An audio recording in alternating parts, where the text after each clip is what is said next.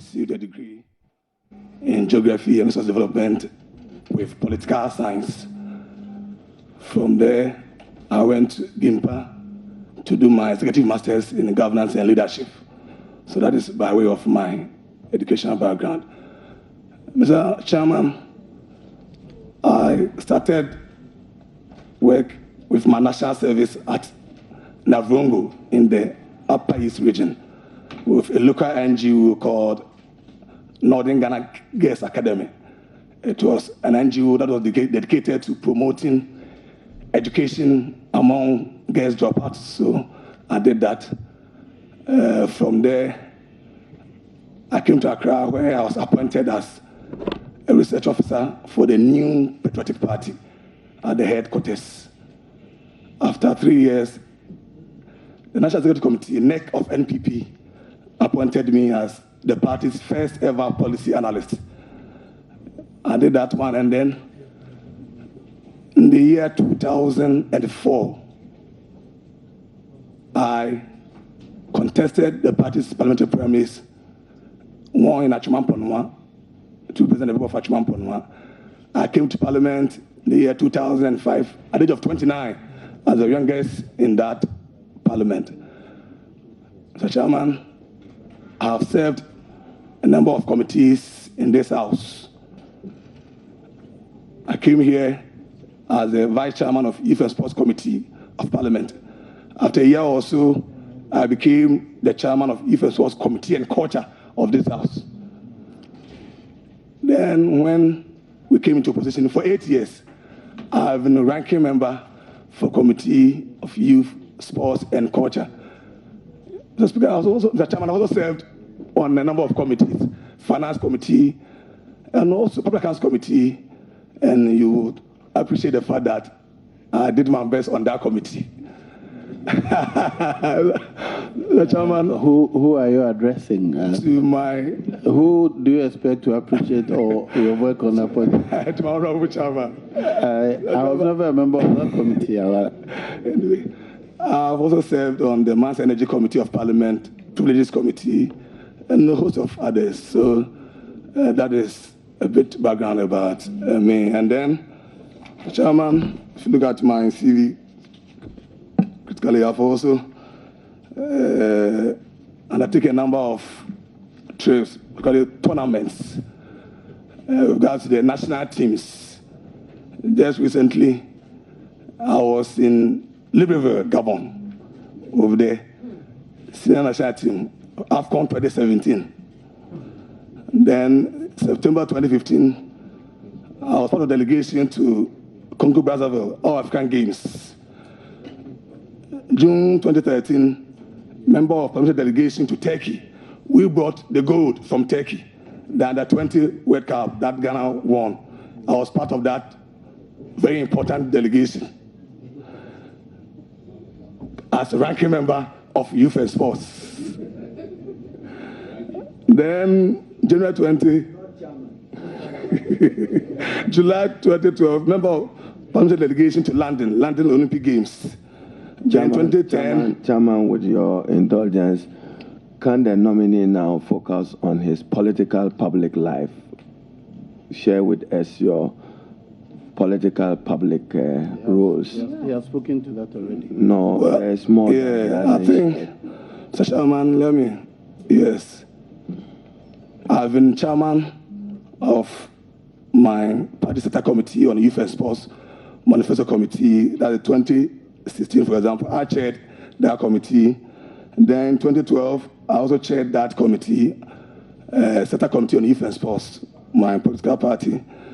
Between 1999 and between 2003 2005, I was elected as the first ever national youth secretary of the party at our maiden special delegates conference in Secondary. And then 1999-2000, I was chairman of NPP, University of Ghana branch. In those days, we used to call them branches. Indeed, I formed University of Ghana TESCOM when I was living in the year 2000. But nowadays, we used to call them branches of the party on the various campuses. Then, Honorable, I think there's enough for now. But what I can see very clearly, you are one of the people you can call a career politician. Your life has been politics and no more. Yes, and I'm proud of that, Mr. Chairman. Yes, that's my career. Yes, thank you, Mr. Chairman. Are there any questions, any clarifications on the CV? We'll take it and then continue from there. Let me do. Chairman, let me start so that I'll yield to our other colleagues and probably to join Mr. Speaker with the Deputy or Majority Leader for the business of today. Honorable Issac Asiamah.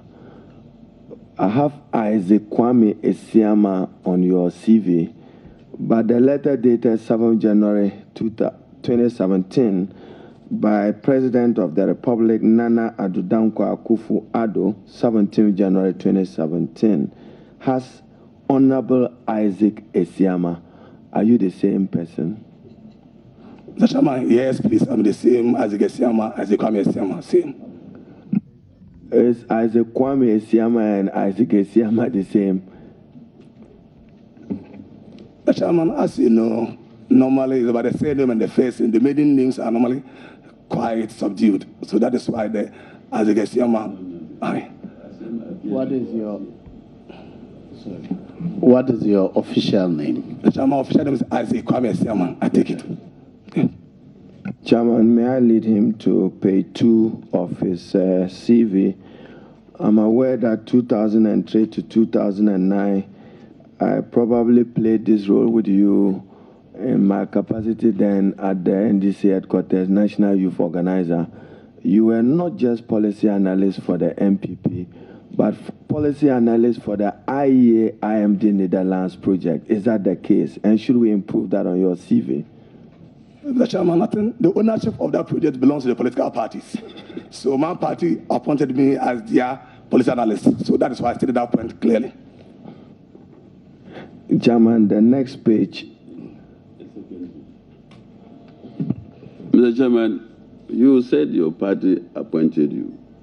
In the MPP constitution, is there a position for analyst? Yes, it is. As we speak now, we have a political analyst. In terms of the administrative structure, yes, please, let me clarify. In terms of the administrative structure, you know, the policy analyst works directly under the General Secretary, who is the chief administrator of the party. So that is the structure. It's part of the administrative setup of the party and not the elective setup. Thank you. Chairman, that leads me to page 3 before I yield to the Honorable Okujeto Ablakwa. Membership at Chairman's pleasure, 2009 to 2017, no date, no January, you just say 2009 to 2017, followed by 2006 to 2009, and then 2013, then you have date.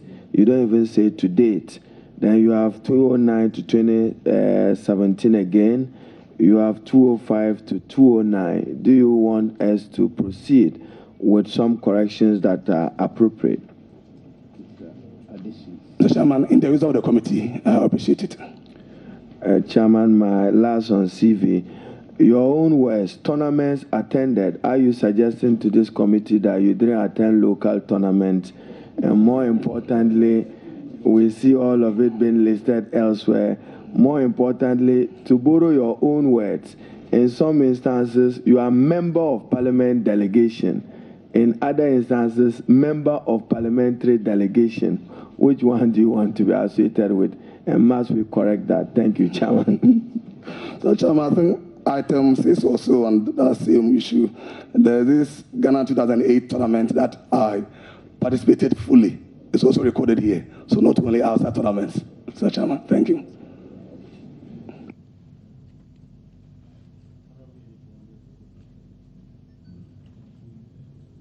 Any more on the CVs? Yes. I'm grateful, Mr. Chairman, and congratulations, Honorable Issac Asiamah. I want you to come with me to page 2 of your CV. I want to understand, under educational background, the last entry under educational background, the year, you have 198 to 1987. Can you please clarify the specific year, exactly what you want to communicate? It should be 1987, 88. That is so. That should be corrected. 1987 to 1987. 1987 to 88. Yes. 87 88. to 88. So, yeah, that's the point. all right. And can you please explain to us what was happening between 1988 to 1991? You spent 1 year in Chirapatre LA Junior Secondary School, Kumasi, 88 to 89, and then 89 to 91, Kaneshi Anglican Junior Secondary School. Can you please clarify those entries? Well, a very interesting development happened in my life. My sister took me from Tano Dumasi to stay in Kumasi. Then after a year, she was relocated to Accra, so I flew there to Accra. So that is why I spent just a year in Kumasi and came to finish it in Accra. Thank you. And Mr. Chairman, on page 3 of the CV and the membership of parliamentary committees, you do not list your membership of the committees of the 7th Parliament, the current Parliament. Can you please provide that information? Yes, thank you, Mr. Chairman. What committees are you serving? I thought you were going to provide that. So far, only one committee have been given, Mines and Energy Committee.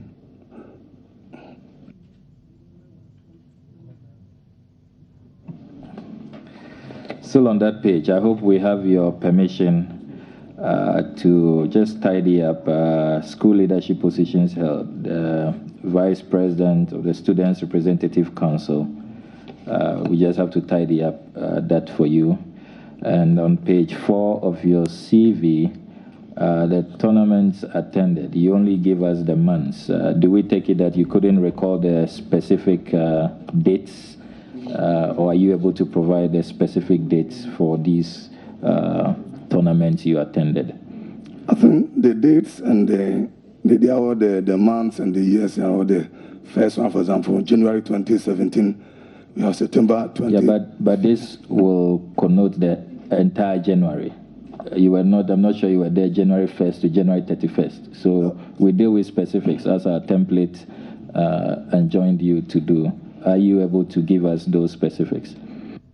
Mr. Chairman, the template I read was about the month and the year. I don't know whether that's what I read, but the month and the year. So that's why I did that. That's the instruction I had from Mr. Chairman. Thank you. So are you able to provide us with the specific dates of these tournaments? Like 18th to whatever. Well, I will do that. Mr. Chairman, I will do that. Thank you. We are grateful for that. Still on that page, conferences and... do we have your permission to just leave it at steady visits? I think that is neater. Steady visits. I think that will... At your pleasure, Mr. Chairman. That will suffice. Your last page, page 5 of your CV, under references, do we have your permission to correct the name of the majority leader, Honorable Issac Asiamah? So you left out his hyphens. You know he doesn't joke with them. You are right, Mr. Chairman. That should be corrected.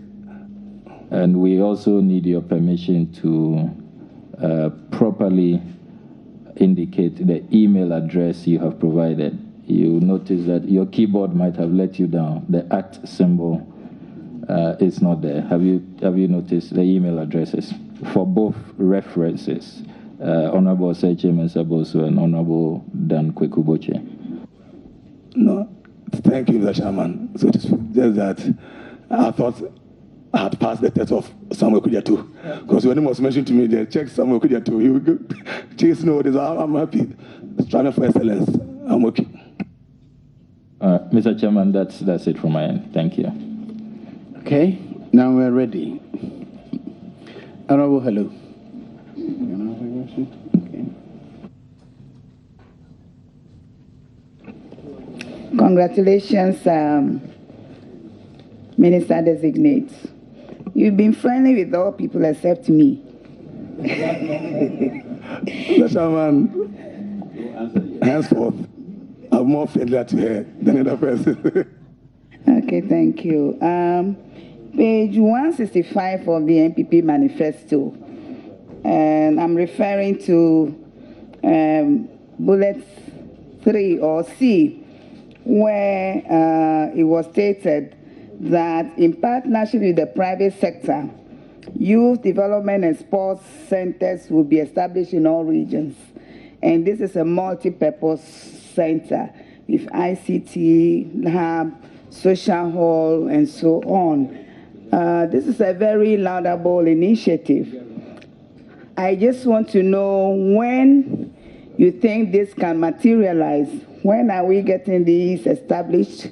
Which of the regions will be the first to benefit from such a laudable initiative? Thank you, Mr. Chairman. Our manifesto places much emphasis on job creation. For that matter, sports will be used as a tool for job creation, and that is why we believe that getting these centers across the country will help young people, those in sports. For the timelines, we have a 4-year mandate to deliver. So definitely we are going to roll out our programs, and we are going to make sure that within this 4-year mandate that Ghana has given us, this manifesto pledge is fulfilled. Thank you.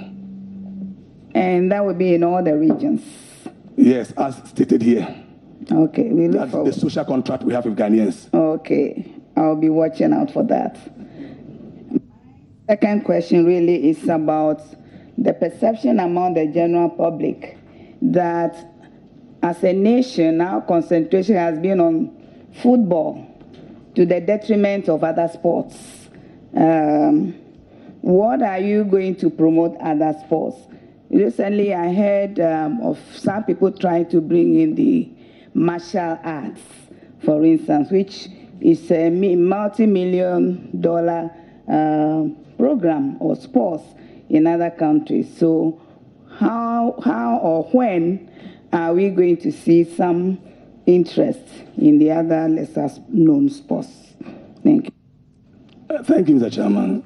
Mr. Chairman, I remember that when I was nominated by His Excellency the President at the Golden Jubilee House, I made this point emphatically that I'm not going to be a minister for only football, but a minister for all the sporting disciplines. I made this point clear, and I want to repeat it here. Mr. Chairman, we have about 40 sporting disciplines in this country. And for us, we have talents out there, numerous talents out there, young Ghanaians out there who could make career out of some of these sporting disciplines. So our job, our task is to ensure that we promote all these sporting disciplines. So we've gone ahead to state in our manifesto that we are going to create a special desk at the Ministry of Youth and Sports to track the work of these other sporting disciplines, their progress and everything, and also to invest heavily in this so-called lesser-known sports. I don't believe there are any lesser-known sports anywhere, but that's what we have in this country. Elsewhere, rugby, cricket are their number one sports. So I don't want to be using that expression of lesser-known sports, but that is for ease of understanding. But we need to develop all the sporting disciplines. That is why in the manifesto, we're going to state that we are going to create what we call youth in sports, with special emphasis on women participation or young women participation in sports. We need to make sure that all these interests are catered for. So within that period of youth in sports, under the Youth Employment Program, and you know, Mr. Chairman, that program is, in terms of funding, is very reliable in terms of funding, because there are these statutory funds from the communication service at 80%, health insurance 10%, get fund 5%. So this project, another project, has funding available. And when we talk of youth employment, it's for young people. And the sports category, those who are interested in sports, mainly young people. So why don't we create a project, a program under the YEA to address the concerns of young people in sports? We are going to do that, Mr. Chairman.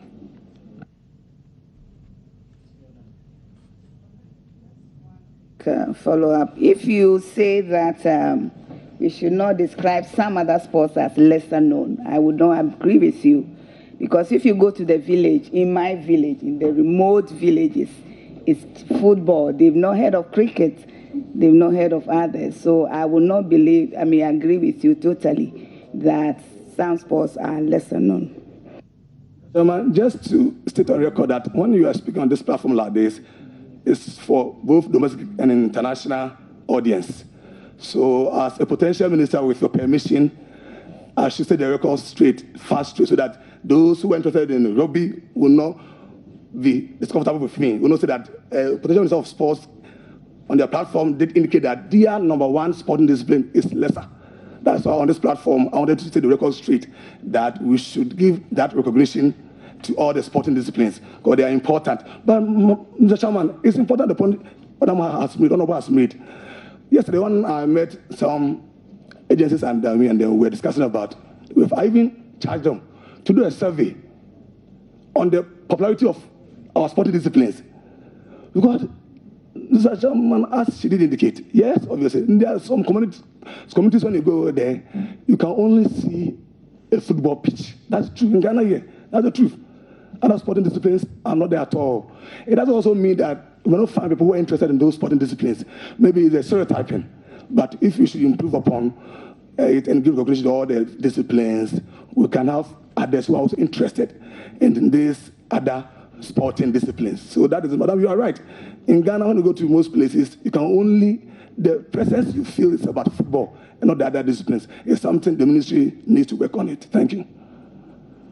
Barbara. Thank you very much, Mr. Chairman. Congratulations, Mr. Asiamah.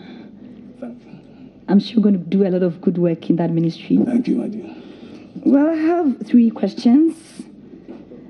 At the senior high level, you realize that we have great sports men and women, young females and males as well.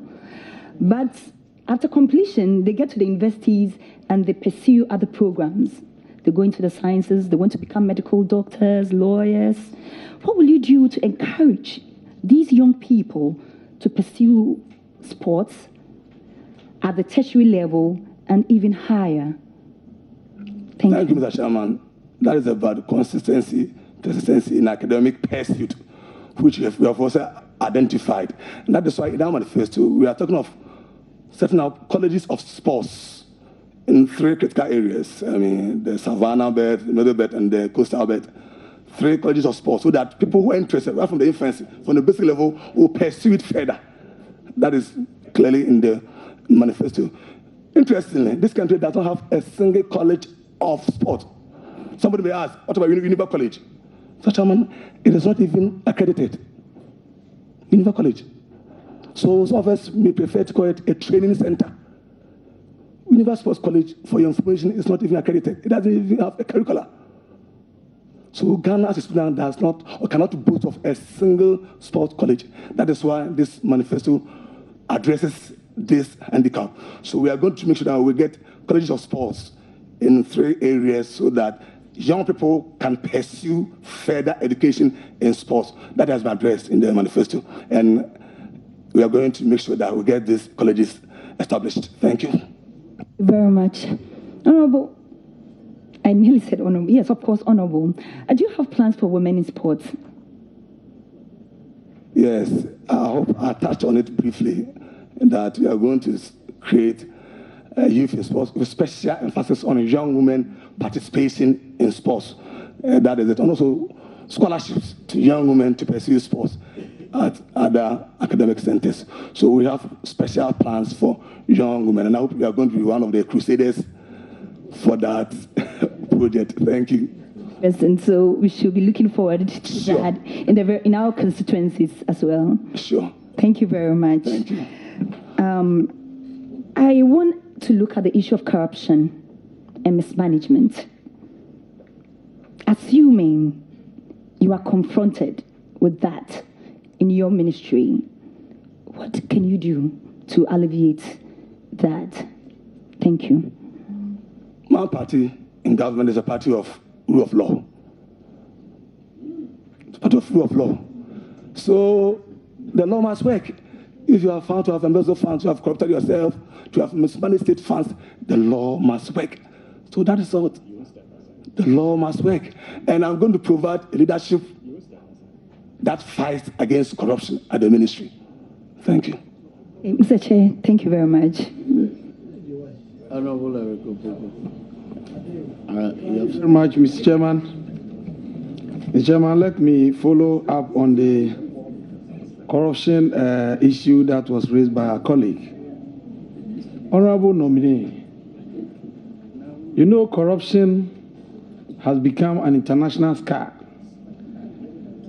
on football and its governing body, FIFA, because of the recent developments. And even among Ghanaians, the perception of corruption in football is there. Can you tell us what specific interventions you intend to embark upon to restore confidence and to erase this perception of corruption in football in this country?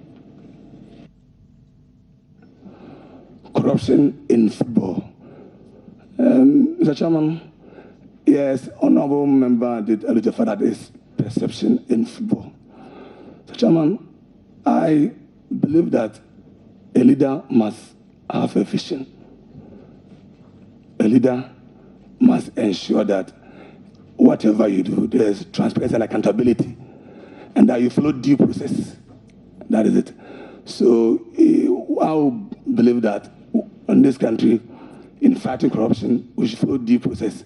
Mr. Chairman, I'm very uncomfortable when I'm dealing with this issue of perception. So I thought maybe the honorable colleague could narrow it down to some of the specific issues so that I will be comfortable addressing them. Thank you very much, Mr. Chairman. Mr. Chairman, what I said was that in the minds of several Ghanaians, and indeed when you listen to discussions in the media about football, one dominant issue has to do with corruption. And normally, when people have perception that an institution is corrupt or an activity is engulfed in this act of corruption, people are reluctant to support the cause.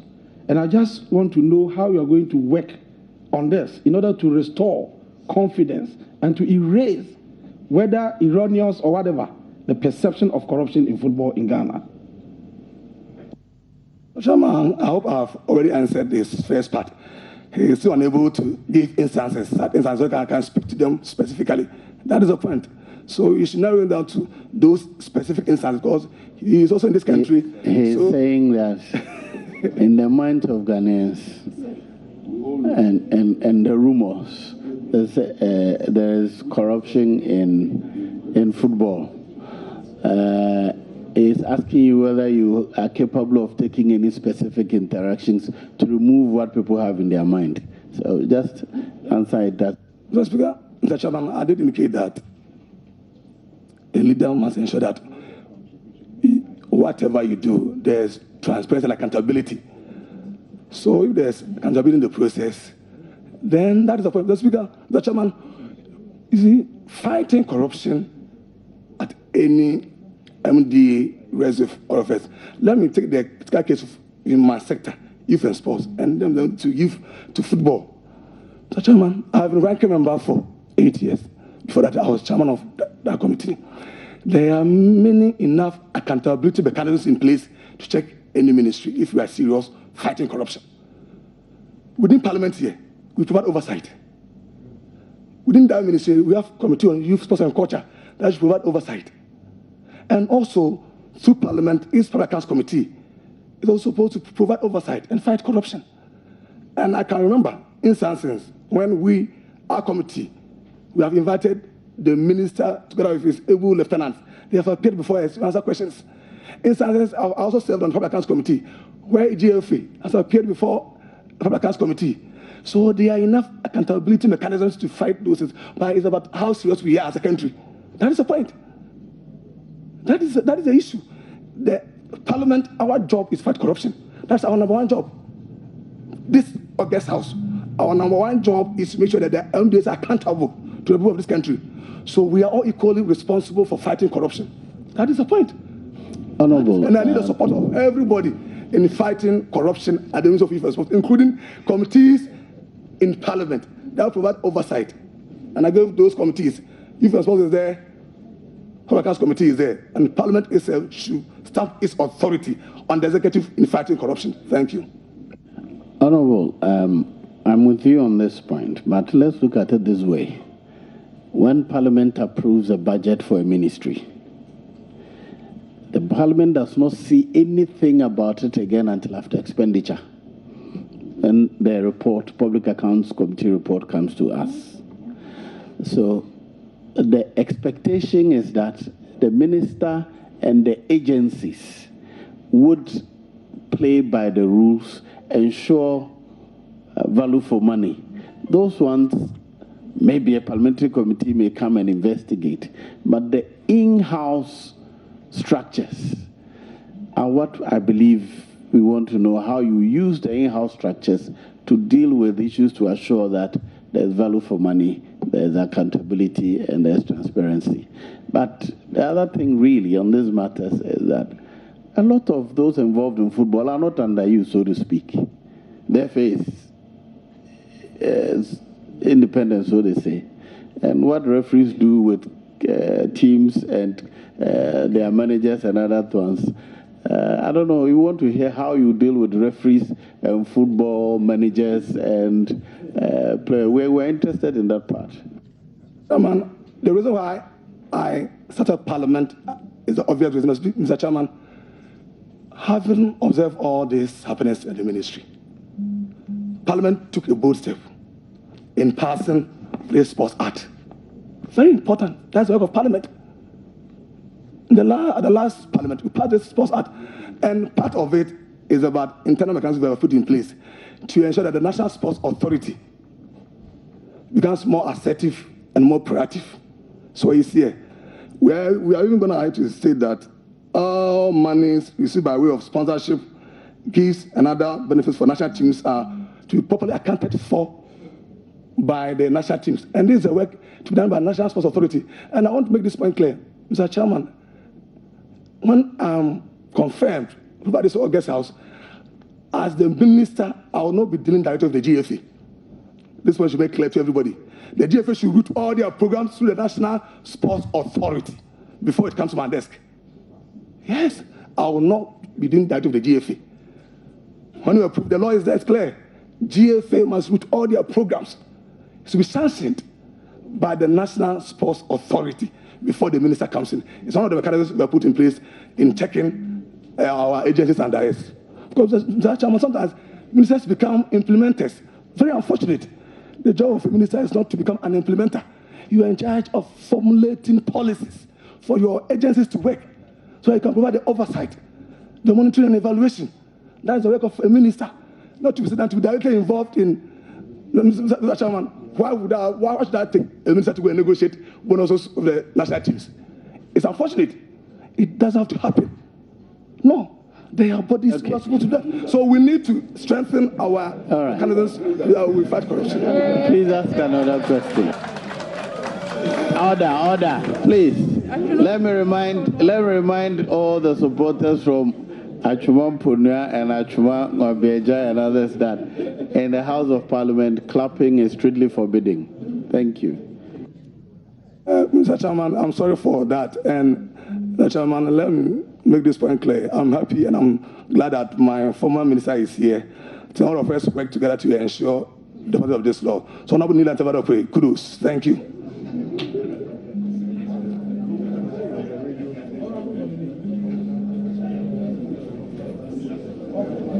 Your mic. Honorable nominee, in responding to an issue that, in your response, just that the one you ended, you made a statement that as a minister, you are not supposed to be implementing policies on yourself, by yourself, but you are to monitor and evaluate. And that even bonuses, you are not supposed to be negotiating bonuses yourself directly as a minister. Directly. It has come under the agency that is GFA, and that's the point. Yes. I've not ended my question. You take your time and answer the question. As minister in charge of the sector, you are responsible for whatever happens in that particular ministry.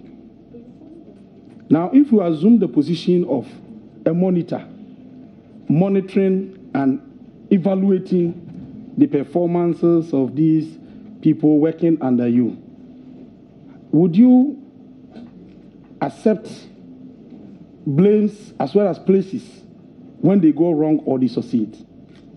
I'm saying this because, per our understanding of the executive, you will initiate policies, you will implement your policies, and then Parliament will exercise oversight responsibility over you. So if we allow people to go and negotiate, they go and negotiate and they come out with a figure, then people start talking about it. No, this is not realistic. It's far, far, far above what should have been given them. What happens to that? Mr. Chairman, I believe and respect the principle of ultimate responsibility. My job, as I said, is to formulate, coordinate, harmonize, monitor, evaluate the performance of agencies under me. So I respect the principle of ultimate responsibility, but they are implementing agencies. That's why when we look at the setup, we have the ministry. That is it. And we have what we call implementing agencies. They are there. So that's the point. So we want to do that. There are checks. Those things ensure what if a minister begins the negotiation and he fails, who comes in? Where are the checks?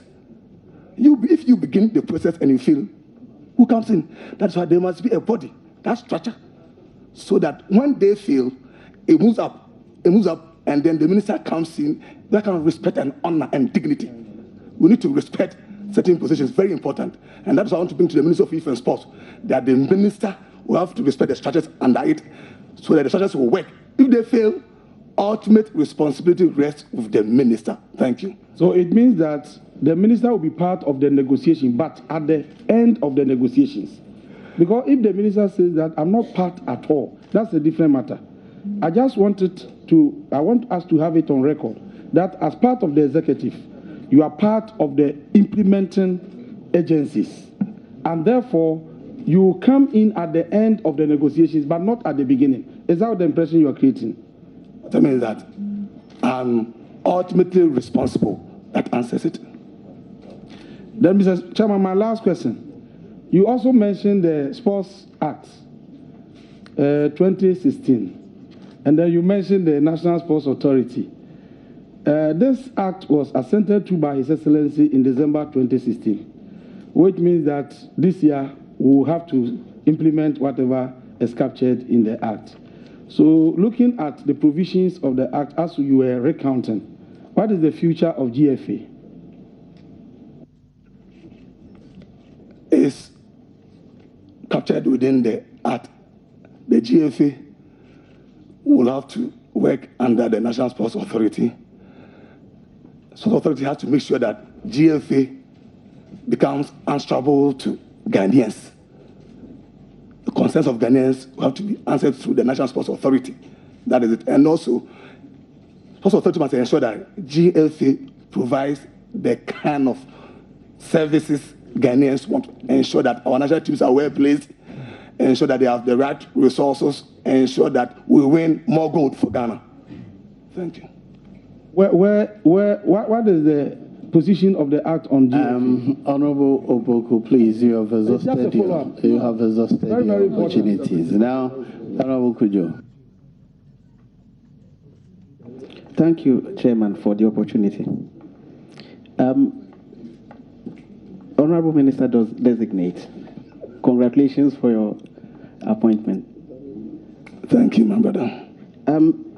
I will read out some little definition for you to set the context for the question. Very short one. An academy, the concept of academy. An academy is a place of study or training in a special field. Or you can also see it as a society or institution of distinguished scholars comprising scientists, artists, or any other professionals who maintain standards in a particular field. Now, when we watch TV and we're talking about sports, comprising athletics and games, and all endeavors in sport, we see some performance of people, whether in driving, simple driving, the Michael Schumachers, whether in running, whether in any field, whether table tennis. These are well-structured, planned programs that start with the kids and groom them to that level of performance rather than targeting grown-ups. Now, my question is that, would you look at National Sports College as a stand, resource it to perform that technical support, and use all the emerging clubs like the Dansuman Swimming, the Dolphins, like the Athletic Club in Lashibi, which are springing up in the system, and provide state and governmental support to bring up these high-performance athletes for us, for Ghana to compete. No part of the question? Yeah, Chairman, I'm setting the context for him. Make it simpler for all of us to follow you. Please. Would you do that for Ghanaians so that we will see high-performance athletes rather than the status quo? Thank you. Thank you, Mr. Chairman. Mr. Chairman, I did mention about the College of Sports.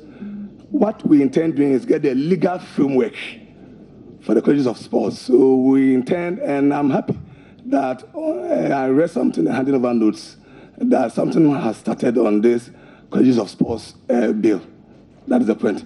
That will set the legal framework for all these colleges that want to set up soccer academies and all this must have certain benchmarks, certain rules and regulations.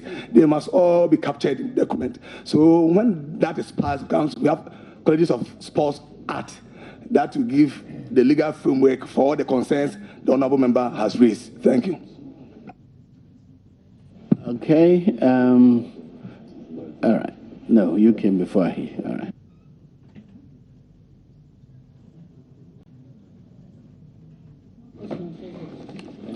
Thank you very much, Chairman.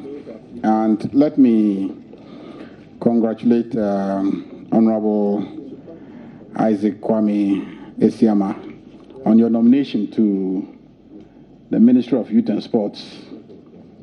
And as you know, we have, I think, over 300 radio stations and television, about 70 television stations across this country. And they all have sports segments. And every morning they must find news. And I won't be surprised if very soon you become part of the news. They have to find content. Congratulations. It's a position that receives a lot of media attention. And that's why you should be a little cautious in your pronouncements. Now, let me go to the substance. Sports industry.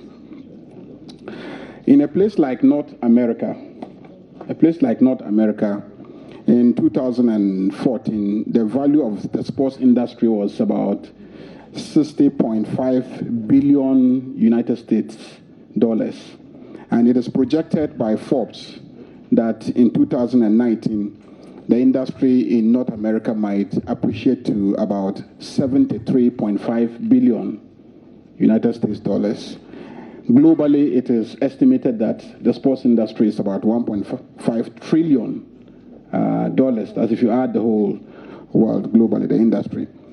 In Ghana, I cannot give the figures, but the simple question is, sports potentially can be a major contributor to GDP, not just entertainment, the way that people tend to see it.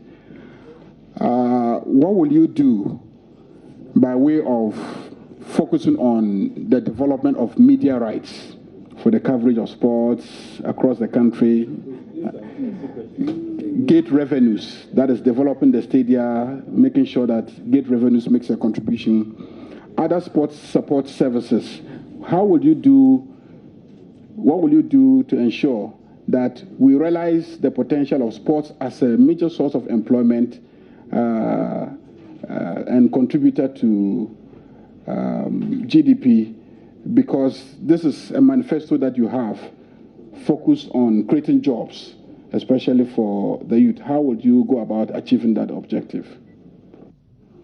Thank you, Mr. Chairman. Yes, I think I've already stated that sports is no longer described as leisure or pleasure, whatever it is. It's a tool for job creation and obviously for economic development, as you did indicate, for GDP growth, yes. And there are studies all over the world in other countries. Unfortunately, in this country, we haven't done much studies on sports and its potential for the growth of the economy. Yesterday, I remember when I met some Indians at me, I tasked them to let us do a study on sports and its contribution to Ghana's GDP. Because when you check in terms of even the remittances from Ghanaian sportsmen and women out there to back home in Ghana, it's so huge. But then no study has been done, so we can't really have the figures to mention. So it's something that we need to do more studies on it. But it's not only that. There are a lot of areas we need to consider to make sport more lucrative. Talk of ambush marketing, for example, which is a disincentive to sports, seriously affecting companies and potential sponsors, those who want to invest in sports. Because when there's an ambush marketing, the person who invests loses. It's a clear example of maybe Black Stars win gold, and you will see all sorts of congratulations. A company wants to have a media space to advertise its product, but then congratulations, and then you get that media space. For you know, that is ambush marketing, taking undue advantage. Some companies have sponsored the team through all the stages. They have won gold. Now they are back home. Then the company takes advantage. Oh, now let him send congratulatory messages to the team. Then through that, he buys a full-page graphic. Congratulations, Black Stars. Meanwhile, he has not contributed much to the success of the team. That's ambush marketing, which happens all the time. Sports merchandising. These are the areas of it. So sports has a huge potential for the growth of the economy. But we need to protect investors in the area of sports, which something needs to be done. Unfortunately, this act, we try to incorporate some concerns of the industry players, but those concerns are not adequate. As we move along, we have some amendments to take care of the concerns of industry players. Very important. Thank you. Second question is, the Ministry of Youth and Sports gets blamed for focusing too much on the sports aspect and ignoring the youth development aspect. And it's been a serious critique of the ministry, which is founded really by looking at the record of the ministry. Youth development is a multi-sectoral responsibility. Ministry of Education has many of the youth in schools. Ministry of Health deals with issues that also relate to the health of youth, and several other ministries have a role to play. Employment and labor relations, looking at skills development of the youth. Now, I just want your vision of how, as Minister for Youth and Sports, you will want to drive your mandate when it comes to youth development, so that you don't also end up suffering the criticism of having abandoned youth development and focusing entirely on sports. Thank you, Mr. Chairman. I think that's a mistake we all make, and I think that demonstration has even taken place here. If I don't know the topic you're going to give me, but so far it's about sports, and even sports about football, even football, Black Stars. That is a concern of all of us. Yes, as you know, young people falling within this bracket of childhood and adulthood. That's where we find ourselves, and also by the definition that we have adopted, the definition going by the African Youth Charter definition of those falling between the ages of 15 and 35 years. These are the most economically active segment of the population, the productive segment of the population, and therefore we need to ensure that if the country wants to move forward, whatever it takes to empower them, creating the continued atmosphere for youth empowerment. Resources are provided to them in terms of quality education, quality leadership skills, ICT development. These are the areas of concern that we need to position our youth. And I believe sincerely that it's up to us to do that.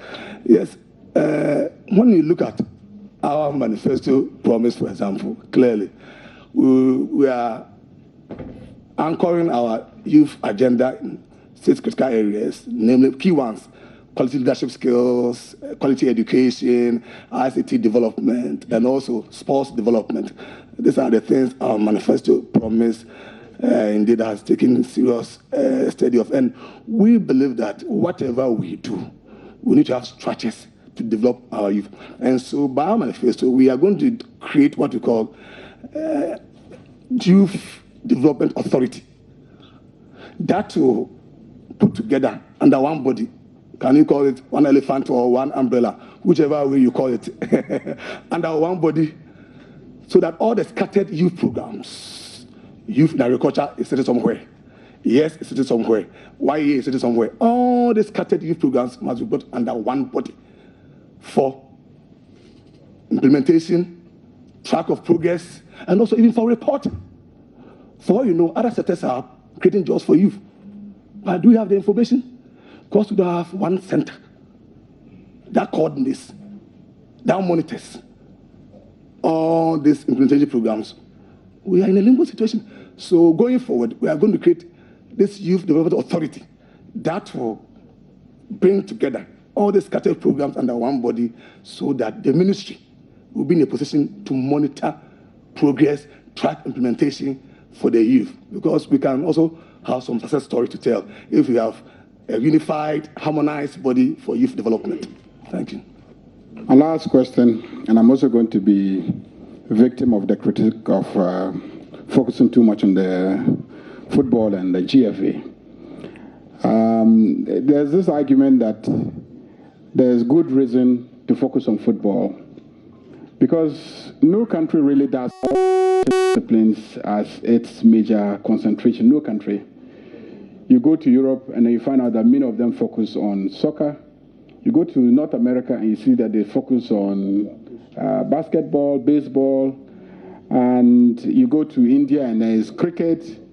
And South Africa is also focusing on cricket. And so there are those who say, look, you can't spread your tentacles all over the place because you don't have the resources. And even the cultural connection between the population and that sports. I tell people, permit me, Mr. Chairman, that the reason why maybe football is so popular is that as children, once you get an old socks and you stuff it with plastic and then tie it, you can start playing football. And yet for tennis, I will need a racket and a court. And so, you know, cost is an issue. Is there a basis for really focusing on football? And if we are to focus on football, you've made several comments about the relationship between Ministry of Youth and Sports and the GFA. I do agree with you that if you look at the Act, they should all come under the National Sports Authority and be dealing with the Sports Authority and not really the ministry. My question is, what level of autonomy do you think that the GFA should enjoy? What level of autonomy do you think they should enjoy? Well, I think this is a country governed by laws.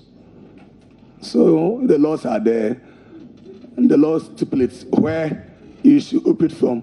That's what you should comply. So for me, we have an act, Sports Act, clearly. It puts all these bodies under the National Sports Authority. So it's up to us as leaders to empower the Sports Authority to work. That's my understanding. So whether badminton association, volleyball association, taekwondo association, athletics association, judo, whatever it is, weightlifting, you are all under the National Sports Authority. That is by law.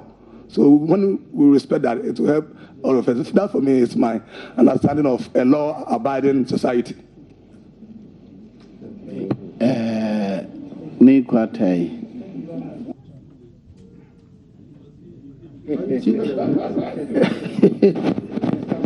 Thank you. Chairman has been gracious to me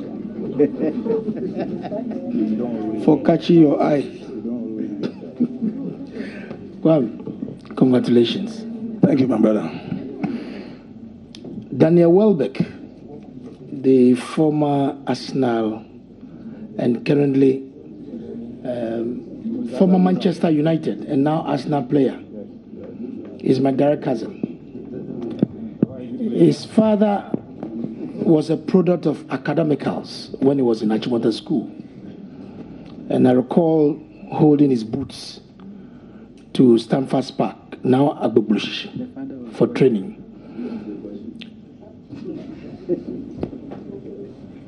Today, we don't have academicals because this has been a talent grounds to get students who really want to develop their talent in various sports disciplines. And see my uncle growing in that area.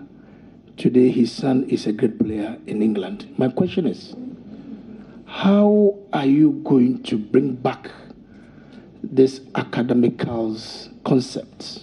We have intercolleges. Back in the days of pre-sec, when we have this interco and all that, these are the areas where we pick all these talents in athletics, sports and all that. What are you going to do? Should you be giving this nod to unearth these talents through these academicals and these intercollege sports and athletics and all that? Thank you, Mr. Chairman. Mr. Chairman, in the past, the inter-course or the inter-school college sports, we had the inter-regional college sports and the national sports festivals were the breeding grounds for unearthing talents for this country. In the past, that's why we're sporting all those talents.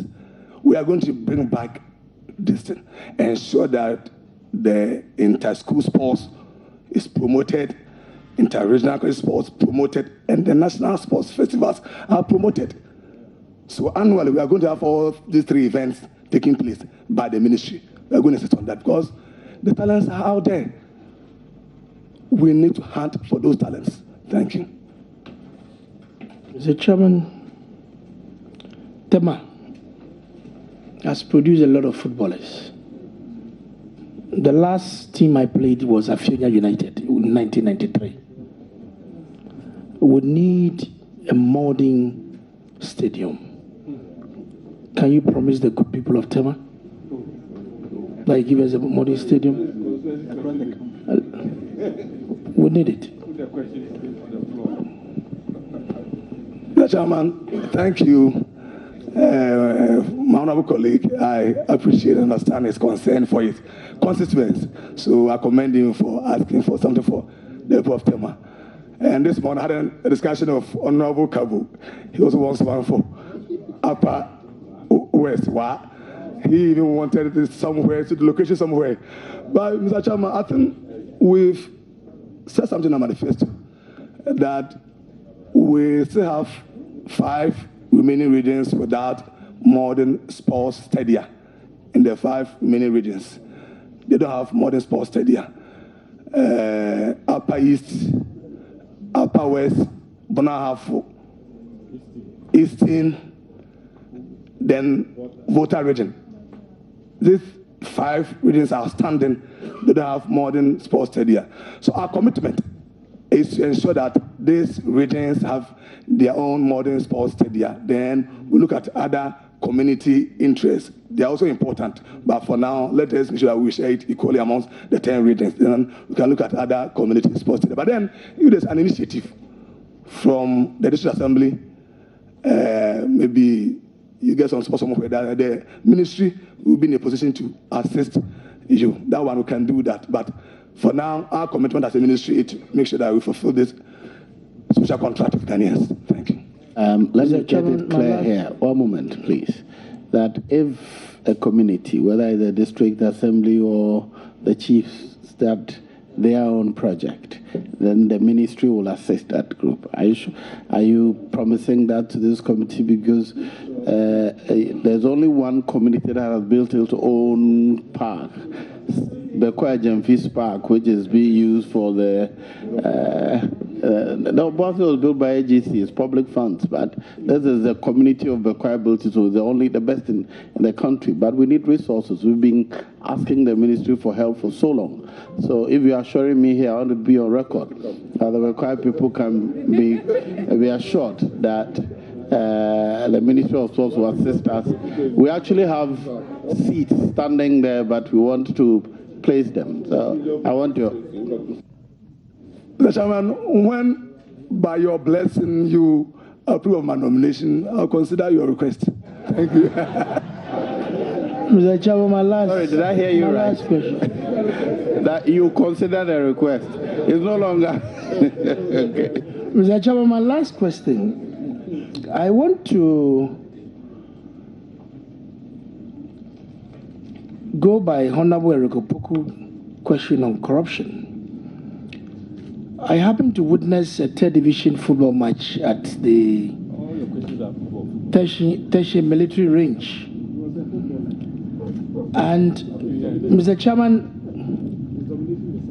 the officiating, what I witnessed, because the team happens to come from Tema East, through democracy, which I played. And to be surprised, because it was in a military environment, you could see clearly that the officiating was against the particular team. And on research, I happened to question the way it's been done. The understanding I'm having is that sometimes global and national market forces are determining officiating on the field. As an incoming minister, what are you going to do with the Referees Association? Because when it comes to the Middle League, that is where they have their cocoa season. What are you going to do to ensure that there's proper officiating, regardless of the size of the team that is playing? Thank you. Thank you, Mr. Chairman. I would engage the GFA, the Professional League Board, the GACA, and the Referees Association. They have their own association. I will engage them on the way forward because it's a matter of concern to all Ghanaians. The game should be fair to all Ghanaians. It should be fair to all the stakeholders, to all players. So I will engage stakeholders and then we'll find a solution to it. Thank you. Sammy, okay. I'm most grateful, Mr. Chairman. And Mr. Chairman, just a quick anecdote. During your introduction on your CV, you indicated that you brought us gold in the 2013 Under-20 FIFA World Cup. For the records, you know, this is a house of records. France won that World Cup. We won the 2009 one. So I just thought that I'd bring that to your attention. I mean, for the records. Ghana did not win in 2013. It was 2009 in Egypt. Yeah. So that's just for the records. My first question will be on a matter that you have been passionate about and you have been very consistent even before this committee. Your dislike for the reference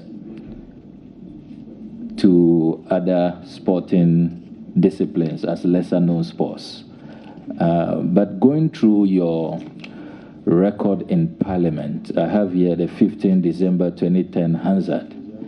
You went beyond just criticizing that, and you had a certain expectation. And Mr. Chairman, if I can quote from column 3402 of the 15 December 2010 Hansard, and I must say that you were a very vocal ranking member. I do admire how vocal and diligent you were in your work. And as a young man, I really, really admire. Can you please proceed what to your you have question? done so far. Thank Thank you, Mr. Chairman. You said, and I quote, Mr. Speaker, sports today is a business enterprise. It is a serious business enterprise that offers employment and job opportunities to numerous people. So it is important that we place much attention on other sporting activities. I hope henceforth we should get rid of the words lesser-known sports and make sure that we provide equal attention to all the sporting activities. This is because what we call lesser-known sports in other places, they are major sporting events. Rugby is held in high esteem in South Africa and other places. Some of these words we use to describe other sporting activities indeed do not help us in our cause. So let us label all of them as sporting activities, demanding equal attention and equal resources, unquote. Equal attention and equal resources. That was the demand you made to the then Sports Minister, Honorable Ekia Senadanswa, who appeared before the House. I want to know from you, the first budget of the Ministry of Youth and Sports will be part of the Minister of Finance budget, which will come before this House in March. Should we expect that you will, in that budget, be giving equal resources to all the sporting disciplines in Ghana? You emphasize here equal attention and equal resources. Should we expect that from you in your first budget? Chairman, thank you. Chairman, that is a very good research done by Honorable Samuel Okudzeto. One time a very good friend, but when he was power for 8 years, he abandoned me. A very good friend. Honorable Asiamah, you are a nominee here. Can you answer the question? Yes, very important that, as I did indicate the other time, that sporting disciplines must be treated equally. Very important. And I'm happy I came here and I never contradicted what I said some years back. Yes, I've made this point clear here. So I've been consistent on that issue. The Chairman, a very key point is equal resources. Yeah, equal resources. That is why I've, even before coming here and as the President's representative to the ministry, I've asked that we get a report on the concentration of sports in this country in terms of its penetration. So, Mr. Chairman, the challenge we have is that we have 40 sporting disciplines, and all these disciplines have their international association affiliation and they have national tournaments. So if the minister is very careful, Mr. Chairman, we have a sporting discipline in this country that comprises the father and children, two, forming one national association. Pinter. And this body wants support from government to travel for international tournament. So what I'm doing is that we want to have all associations presence in all the regions so they can qualify for support. So that is how I'm addressing this equality, whatever it is. So that I'm going to ensure that, Mr. Chairman, an association that gets support from the ministry must have presence in at least 2/3 of the region. That for me is my answer. We need to make sure that we also strengthen grassroots sports so it doesn't become sporting discipline that is only Accra based. That is it. So I've tasked the ministry to ensure that we get this report and ensure that the structures are well built, that they can get the support that they need. Oh, Mr. Chairman, if they do their, you were demanding equal resources. That is the question. Equal resources, your own words. Equal resources must have certain procedure. And if they meet the criteria, they have the equal resources. It's a criteria we put in place. Understand? We put in place so that if you qualify with the criteria, then you get the support. That's it. Mr. Chairman, I can see that time changes. Mr. Chairman, my second question will be from the same Hansard, this time column 3400. There's a view out there that we need to expect improved accountability from the Ghana Football Association. That we have changed coaches, we have changed sports ministers, governments have changed, but it's the same people at the helm doing the same thing, and we are not getting the results. As we speak to you now, we are still licking our wounds. 35 years, we have not been able to lift the African Cup. But from all the checks I have done, you appear to be a staunch defender of the GFA. I'm surprised that today you were even suggesting that they should be working through the Sports Authority. But you have been their chief advocate. Here you said, Mr. Chairman, you said, Mr. Speaker, I would also want to continue by saying that this current crop of GFA executives have over the years done a lot for Ghana's football. For the first time of Ghana's participation in the World Cup, this same crop of people took us there, and they were included in those in South Africa. So in my opinion, the GFA needs to be commended, especially by the ministry, and not to be lambasted and attacked, quote and unquote. This was 15 December 2010. My question is, can the people of this country expect you to be just a fair, neutral arbiter and to ensure that the Ghana Football Association meets the expectation of the people? The sporting clubs belong to the people, belongs to the country, it's for all of us. It should not be hijacked by any group of people. Can we expect you to be fair and ensure high standards from the GFA in the management of football in our country, seeing that your record rather shows that you shift towards the GFA in manners that I'm a bit uncomfortable with? Thank you, Mr. Chairman. Chairman, my attitude has been that a leader must lead. I'm not in a position to be at banter with associations under me. We can be in disagreement. That's okay. We can disagree on policy, on issues. But for me to be fighting publicly with an agency under me, I wouldn't do that. If there's anything, there must be table discussion, conflict, dialogue, negotiation, persuasion. That's what I believe in. That is what I believe in, Mr. Chairman. We all have achievements and failures. He spoke about GFA. Yeah, GFA. As an institution, they have their achievements and their failures. Nobody can deny the fact that Kwesi Nyantakyi has done something for Ghana football. Nobody. For the first time under his leadership, we're able to qualify for the World Cup. That is a statement of fact, which I said it. Was I lying? 3 times under his leadership, we've been to the World Cup. Consistent. So that one, you can never write it away from him. That is achievement, it's a legacy. But, Mr. Chairman, there are other failures. And I have pointed out, Mr. Chairman, our domestic league is suffering. Yes, our league is suffering.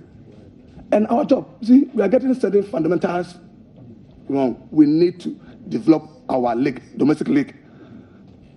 Make sure it becomes attractive.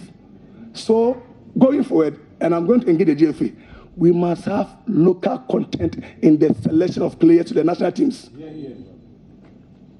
Local content in the selection of players to the national teams. That's where, I wanted to ask you a question relating to GFA.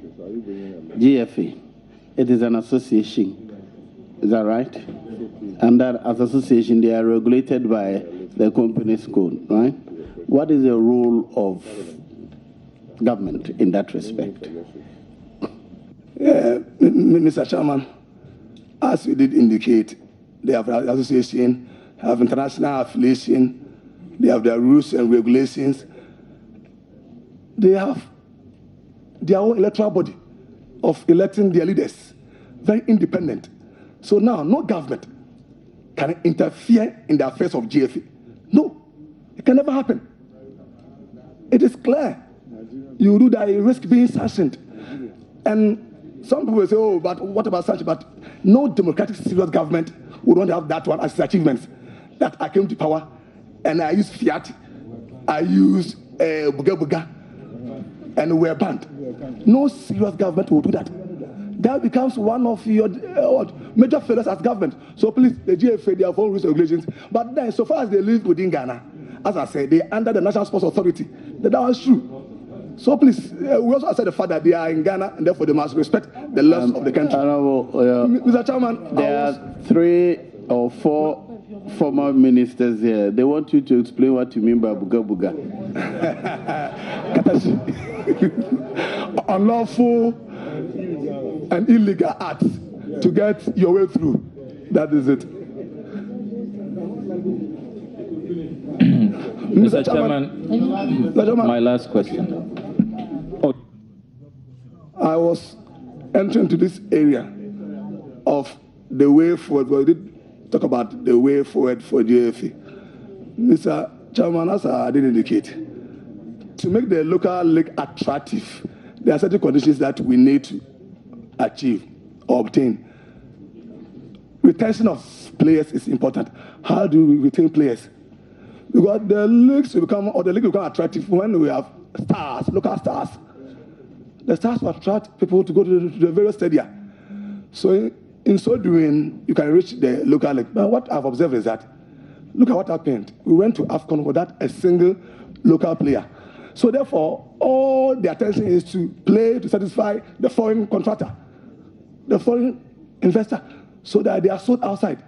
They are only playing to please foreigners, not our local consumption. So we must have local content in the selection of players to the national teams. There must be a quota for our local league players so that they can also stay and stay for us. That's going forward. I'm going to engage the GFA. So we have that policy in place so that whichever coach that comes, you are bound to comply with the local law. That is our law. We are telling that we have 23 players, pick 6 from the local league. That becomes the law, so that they comply. But if you don't do that, the local league will continue to die. And also the issue of sponsorship. Mr. Chairman, I'm also going to engage the GFA to ensure that, as we speak now, there are about 2-3 regions that don't have premiership clubs. They're not playing.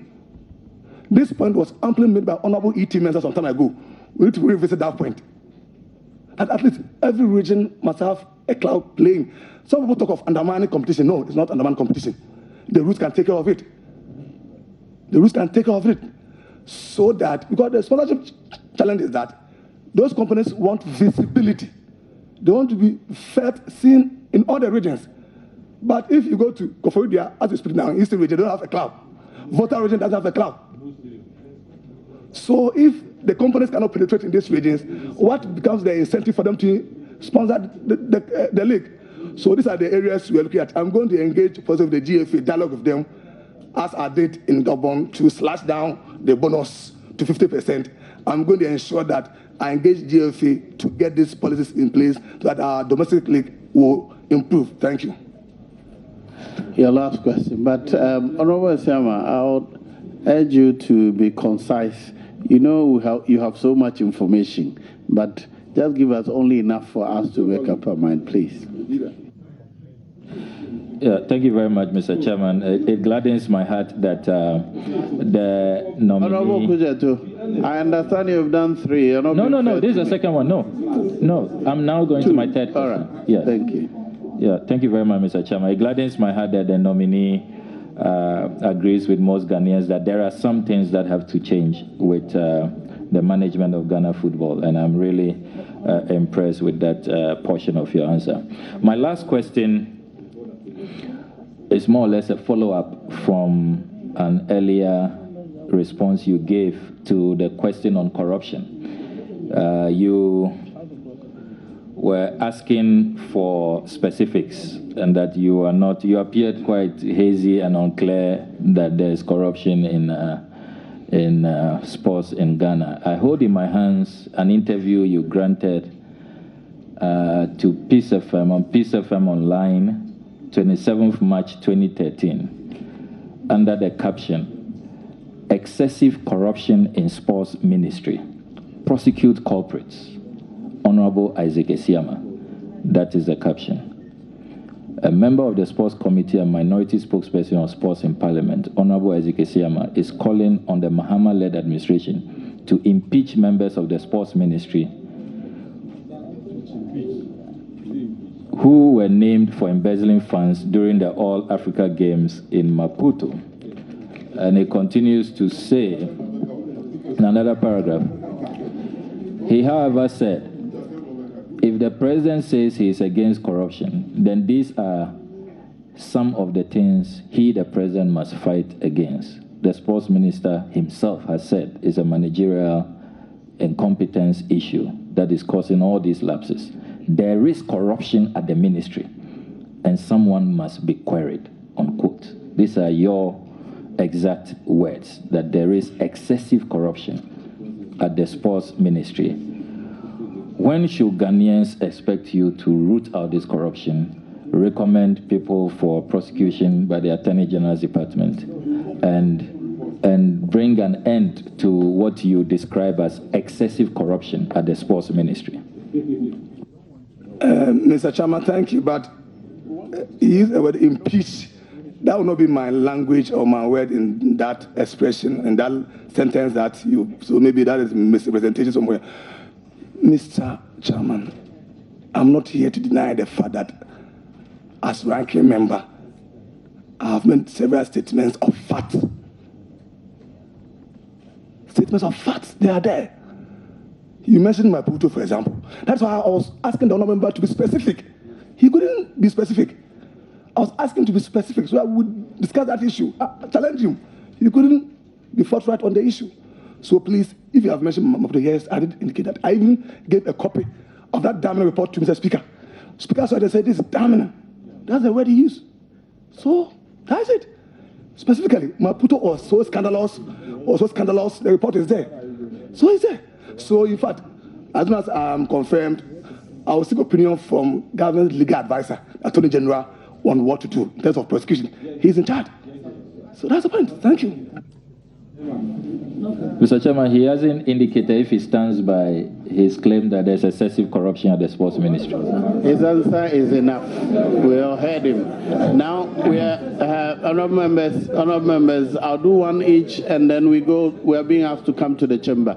So I'll do Obiamoa and Ahi, and then we. Thank you, Mr. Chairman.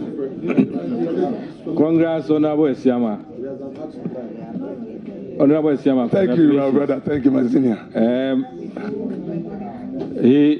We've been advised not to use the word Mugabe, but he's a Mugabe of sports.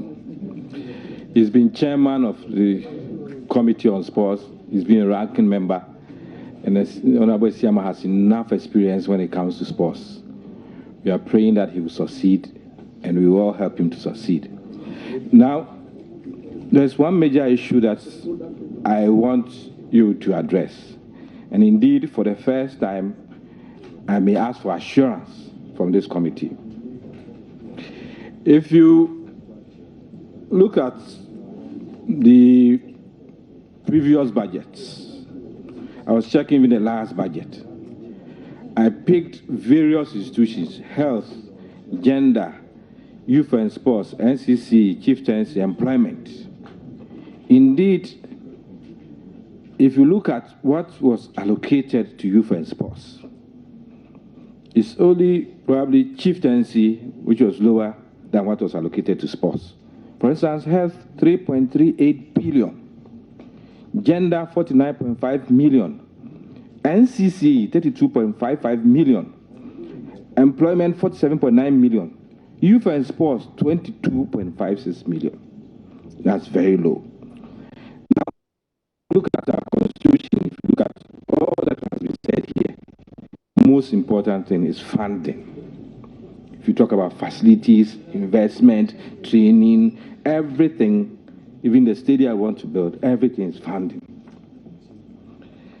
Now, if you look at our manifesto, MPP manifesto, page 166, under H, it says, encouraging the private sector to provide funding for sports through the establishment of incentive packages, as well as creating a sports fund to support the financing of sports.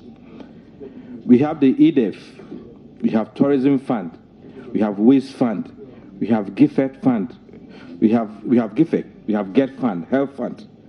Almost every sector. Asiamah, please go to the question. Yes, I'm building a foundation. Almost every sector has funding. Thankfully, the MPP has provided in the manifesto that we set up a sports fund. Can you assure this committee that within a reasonable time, you would convince cabinet to amend the Sports Act so that we have a sports fund that will cater for all the issues associated with lack of funding, lack of investment, and everything? Thank you, Mr. Chairman, and I thank my senior Honorable Asiamah for those kind words. He's one of the most successful sports ministers this country has ever produced. One of the most successful deputy sports ministers, let me put that way. Thank you, Honorable Asiamah. Yeah, I think the major challenge facing sports in this country is lack of investment in sports, as has been amply demonstrated by my senior colleague here. Mr. Chairman, that's the more reason why this manifesto has identified the creation of a sports fund to address the challenges confronting sports in general. So we are going to leave our manifesto pledge to ensure that the sports fund becomes fruition, it comes to reality. So we will do that. As you know, we have a 4-year mandate. So definitely the sports fund will be recreated within this 4-year mandate. Thank you, Honorable Asiamah. Chairman, I have a follow-up. You intend to create a sports fund. Will it be an earmark fund? How will it be funded? What is your ideas on the funding? On the sources, we've discussed about the sources. Sports lottery, for example, we are looking at it. Sports betting is there, we are looking at it. And see, sometimes, the communication services, for example, 80% now is into YE. The 10% or the 20% that is left, we are doing some lobbying on that. That some portion of it can be brought to support you, because that is for youth-related programs, the communication services. And sports mainly is for young men and women. So that's justifiable if we should make a case for part of it to be brought to this fund. Thank you. Thank you, Mr. Chairman.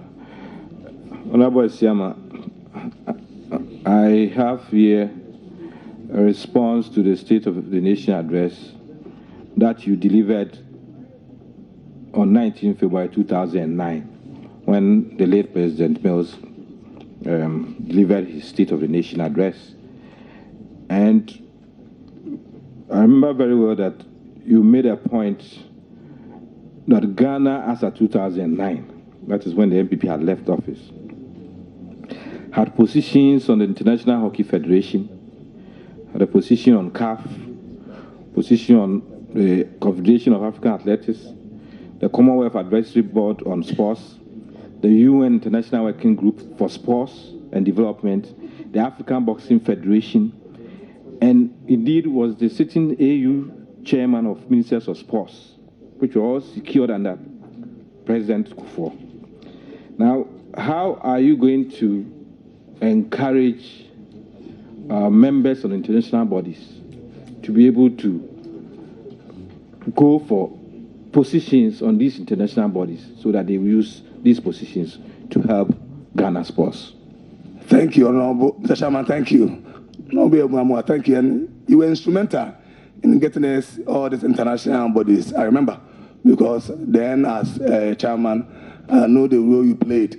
And then I think it even continued for some time after we had left power in 2009. But Honorable Asiamah, you see, the greatest challenge has been the attrition rate at the ministry. You understand? The ministers, the survival of ministers.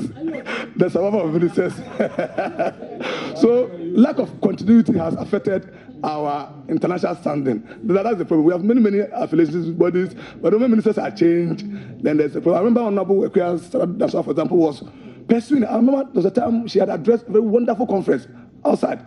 She did so well at that conference. Honorable Ekwia, so she came in a month or so, she was reshuffled.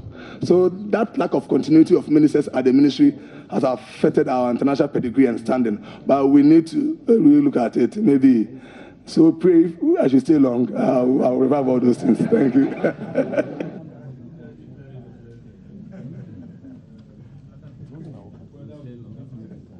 The last one will go to Zamzahi, and then I'll come to you. Thank you very much, Mr. Chairman. Mr. Chairman, the nominee is my friend, and he's adding very good friend. Very good friend. Very yes, good friend. Very good friend. And we came to Parliament the same year. So I'm happy for you. Mr. Chairman, the nominee said that MPP government will be transparent in dealing with Ghanaians.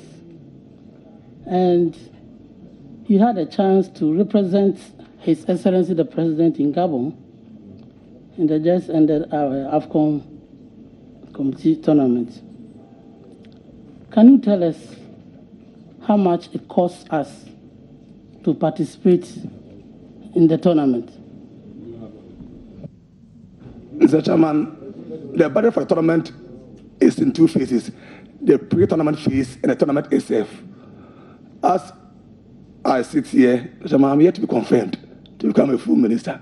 So when I'm confirmed, Chairman, are you half minister?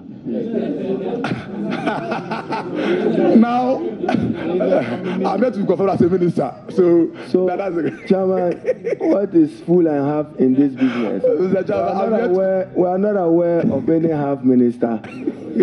So, Chairman, may the nominee expound that word and use what is appropriate. Yeah, just that I was trying to make a point that I'm the president's representative, but I don't have the mandate to answer questions now. But I want to give the mandate to answer questions. I'll ask my colleague to file appropriately the question on income and expenditure for AFCON 2017. I'll come and answer the question. Honorable, please ask another question. Mr. Chairman, Mr. Chairman, nominee is not supposed to answer such questions, but he said he was able to negotiate and get 50% down. I mean, in the bonuses paid to the blasters. Yeah. That's percentage, not actual numbers. Huh? Oh, you should answer it. No. Hello. Order.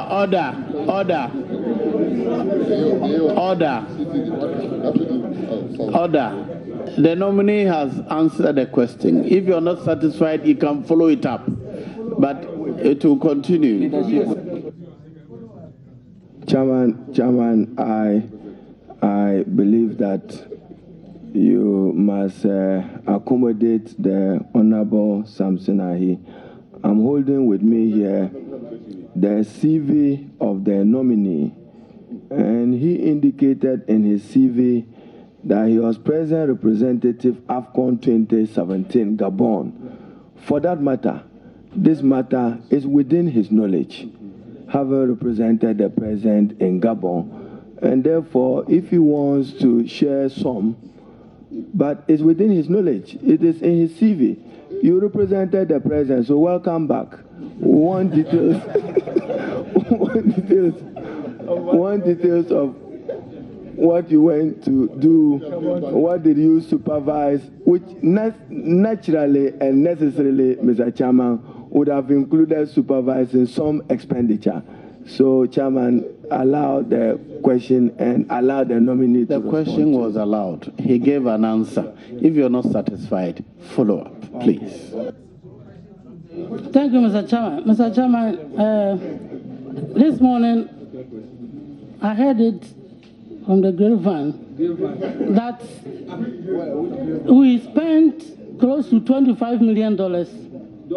Yes, in order to participate in just this tournament. That's why I wanted to give him the opportunity. Well, if you have a specific that, as for grapevine speculation, we do not work with it here. Thank you. So he should confirm in the spirit of transparency. Mr. Chairman, I think we will revisit that issue. The Chairman, the Honorable Samson Ahi, do you want to ask the nominee how much was spent in Gabon? Okay, so ask him. You're out of order. You're out of order.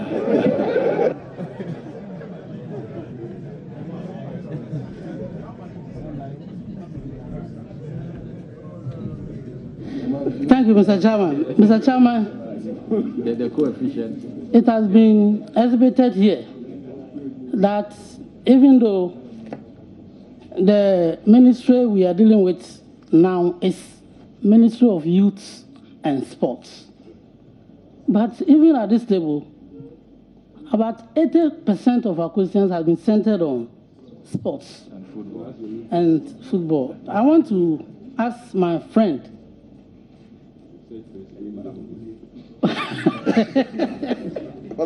So, Madam Fumponi. You're out of order. He is out of order. The nominee is out of order.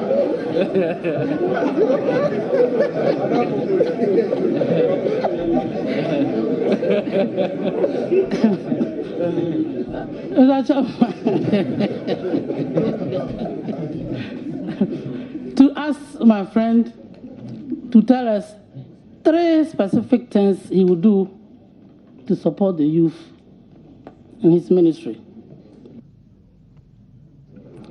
Thank you, Mr. Chairman. I think skills development is my number 1 priority, particularly for the unskilled youth. Greatest challenge, go out there, the unskilled youth, they are all over in millions, so we need to tackle that issue through the National Youth Authority. We have this leadership skills and training centers. They are 11 in number. We are going to strengthen those centers to provide skill training for the unskilled youth, very important in trades and vocations like masonry, carpentry, catering, all over. These are simple things we can do to uplift the living conditions of our people so that if they are employed, they can be meaningful in society. Also about leadership, very important. I believe that leadership training should be the cornerstone of whatever we do. We are passing out of schools, coming out, but that culture of leadership should be imbibed into us. People should know how to lead. So getting leadership, transformation leaders across the country is what we need. Leadership from the home, from schools, from whichever, the churches, everything. We must have leaders who are prepared to lead this country, building in a high sense of patriotism and volunteerism among our youth. Is something that is missing. We need to bring on board. And lastly, we are going to ensure that jobs are created for the teeming, unemployed Ghanaian youth. Chairman, since the nominee himself have on top of a roof jobs, how will you create those jobs? Share with us how you intend to create those jobs.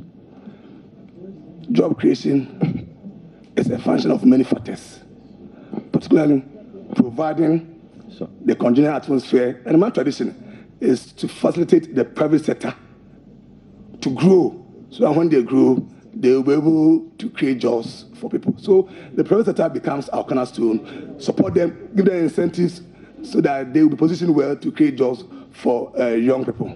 Thank you. Honorable Samson Ahi, was that your last? Yes. Was that your last question? The second. The first question. No, Honorable Ahi, I think you've exhausted your time. No. Second. Level 1. Okay, I'll allow one more question. Yes. Thank you. That's my legitimate question. Mr. Chairman, huh? But we are friends. Mr. Chairman, the nominee this morning commended the immediate past Minister for Youth and Sports, Nilanti Vanderpoel.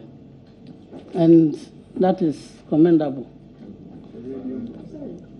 Mr. Chairman, on the 18th of October 2016, the nominee is quoted to have said Neil Ante lacks leadership qualities. Number 2, 24th August, Neil Ante doesn't understand leadership. Mr. Chairman, what informed the nominee to arrive at this description of the then Minister for Youth and Sports? And can he tell us the leadership qualities that he possesses that he is going to use to administer affairs in the Youth and Sports Ministry? Thank you. Honorable Ahi, Honorable Sami Okujeto similarly asked, but he gave us where he was getting the information from, and we allowed it. But you are giving us things that he's alleged to have said. If you can give us where he said those things, and then we can go ahead. Just give the source, and then he can answer it. Thank you. Mr. Chairman, on the 18th of October, he said this on Atinka Sports program. Atinka Sports. And then on the 24th one, GhanaSoccerNet.com. Honorable nominee, you can answer the question. Mr. Chairman, I would want to recount the other things my colleague maybe has said about me. It's not necessary. It's part of leadership and maturity to tell and to let your colleague know that if certain things are offensive and it's offended, for me, as a mature leader, I'll say, I'm sorry to Honorable Neil Ante Fadapoy. Let's move on. That's what I can say. Because there were issues that brought about all these issues. But for now, I'm saying to my colleague, Honorable Neil Ante, that if he feels offended, I'm sorry to him. Because you see, he has been a minister of youth and sports. I will need his support to move forward. Likewise, other former ministers. So that is what we wanted to move forward. So thank you.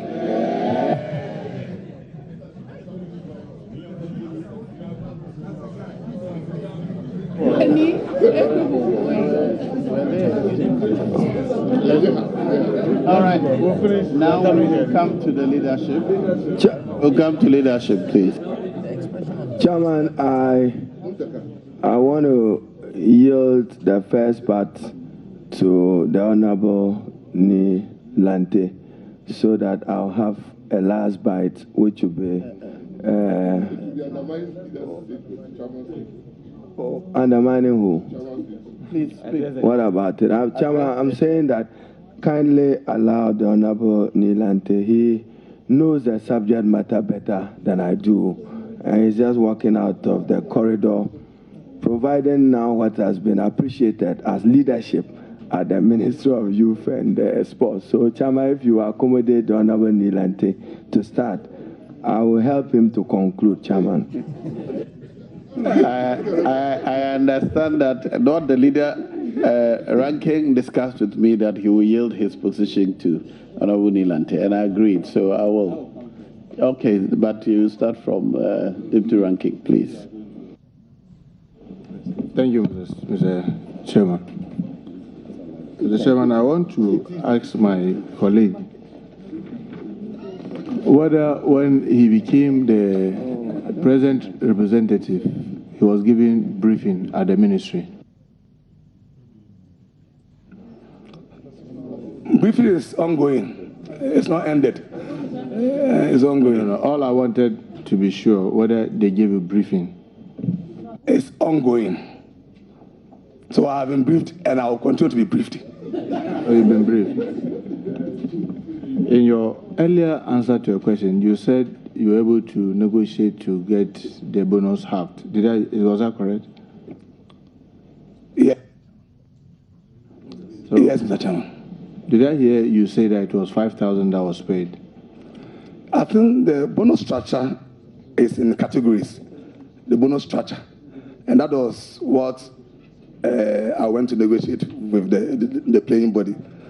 And of course... So you paid, you managed to get them to accept 5,000? 5,000, a slash down of 50% from 10,000 to 5,000, yes. I just wanted to be sure of that. Mr. Speaker, Mr. Chairman, did any other payment follow? Did you pay any other thing apart from the 5,000 that you paid? When you say any other thing, what do you mean? Mr. Chairman, I said, did you pay any other thing? Maybe it might have even been in kind. Did you pay any additional money? No, please. Did you pay any additional money? No. Did you pay qualification bonus? What we pay was for the stage, the group stage. The group stage. When you qualify from the group stage, that's the 5,000 to the next stage. So the group stage, that's what we paid. I just asking. You said that you managed to get the winning bonus slashed by 50. So you paid 5,000 for the winning bonus. And I'm asking, I also asked whether you paid any other thing. You said no. And I'm asking, did you pay qualification bonus? Can you explain your qualification bonus to me? Well, when they qualify for the AFCON, did you pay them any money for qualifying for the AFCON? Is it appearance fee or whatever it is? There's nothing like that. I'm only asking, did you pay, after they qualify for the AFCON, did you pay them any money? Yes or no? Let us be clear with this. They qualified last year also. They qualified last year. Last year around June. Last year around June, you were in government. If the nominee will take his time. Woman, do you have any information whether in June or whether they were paid anything? No, please. That's why I asked whether you were briefed. I said that you've been briefed and the briefing continues. So you said you are not in the known. When they qualify from the group stages, were they paid any money? That is the group stage in Gabon. Well, we are talking about Gabon. But others were referring to last year. The group stage, yes, that is the 5,000 qualification bonus.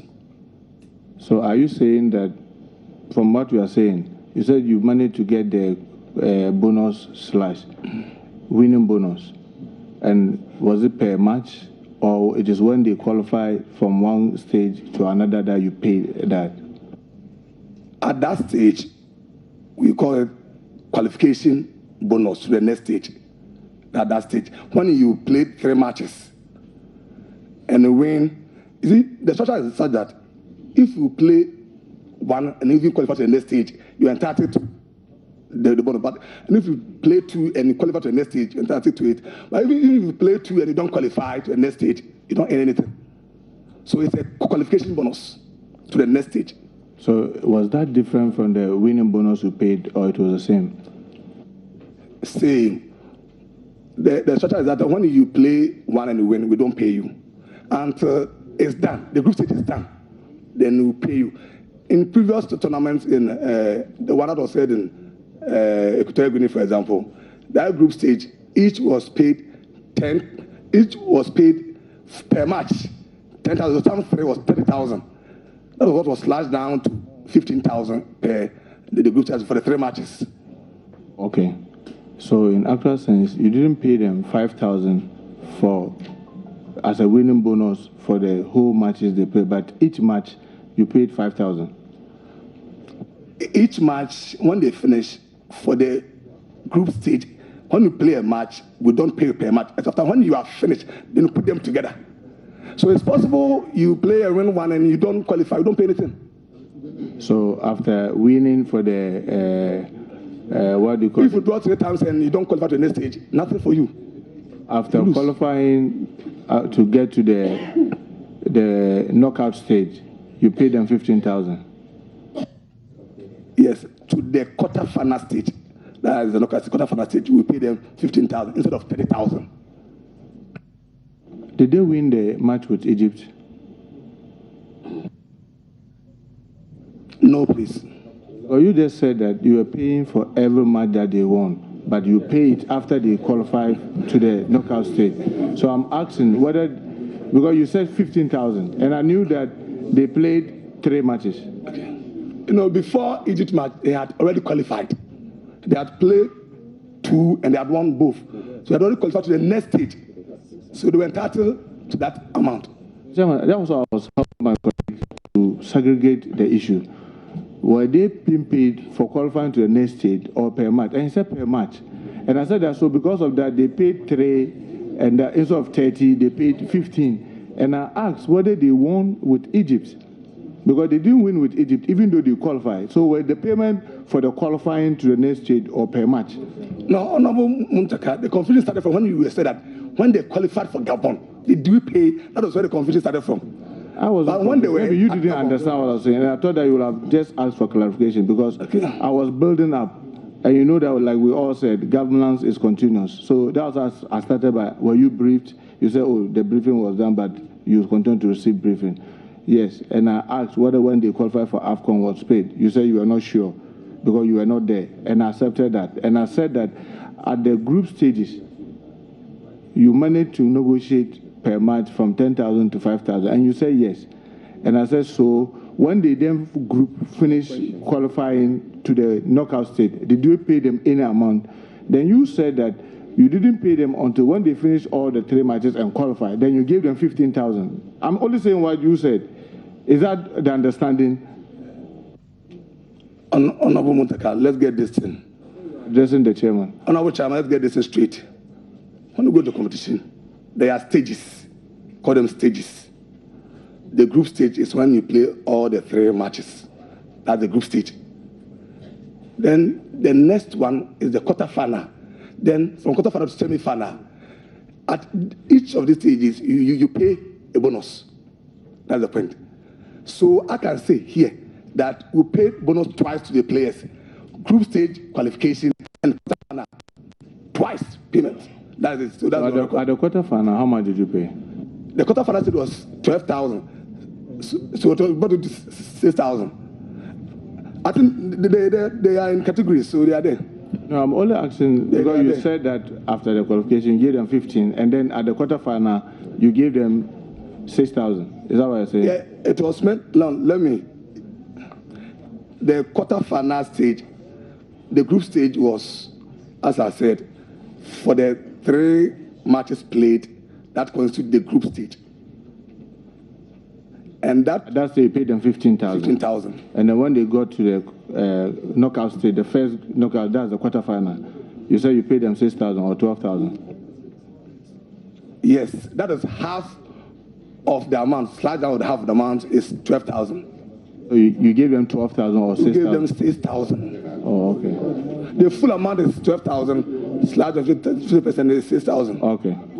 So we paid twice. Okay. That is the first. So the 15 and the 6. That's all the money you paid. That's for the bonus. That's what we have paid. Bonus. Remember, I asked you whether any other payment was done, and you said no. So apart from the 15 and the 6,000, you've not paid them any other money. Please listen to me. Players are entitled to the chairman, entitled to per diem. That's per diem. When they go, they get per diem. That is it. And yeah, and the bonus, yes. So the per diem is paid daily. The per diem is paid daily. That's one. How much is the per diem? Per diem, I can't say it often, but they are paid per diem. That is the daily payment per diem. But the bonus is per match issue. Oh, okay. So the understanding is that after the bonus, all other things that was entitled them as before was also paid. Other things entitled them as like per diem was also paid. Yes. Okay. So per diem is the day that you end your stay there. It's a daily thing. So when you leave, you don't pay per diem any longer. Okay. The chairman, if they want full soldiers, it's there. The minister they will compare the report. That's why I said that. As I said that, I'm ready. Just answer him. I'm sure if or when we clear you will get the opportunity to report to the House. To report to the House. Yes. So, colleague, don't worry. We are just asking the question that you can provide. Those that you can't, you obviously cannot be faulted, but it can be demanded later. I just want to have your take on this. Do you think that, looking at our federations, do you think that the continuous financing of the federation is the best, or rather government should just give them his support and allow the federation to run? What do you mean by federations? The associations, about 40 disciplines you're talking about? Yes, I'm talking about the associations. So what you will do is provide support to them. I mean, sometimes they also have their association support, international support that sometimes they receive. So what we do at the ministry is to provide some support to the rest of the associations. Not is it support we give them or we finance? Because when they are traveling, they try to bring their details for you to their budget, like GFA will bring their budget from camping, hotel, and other things.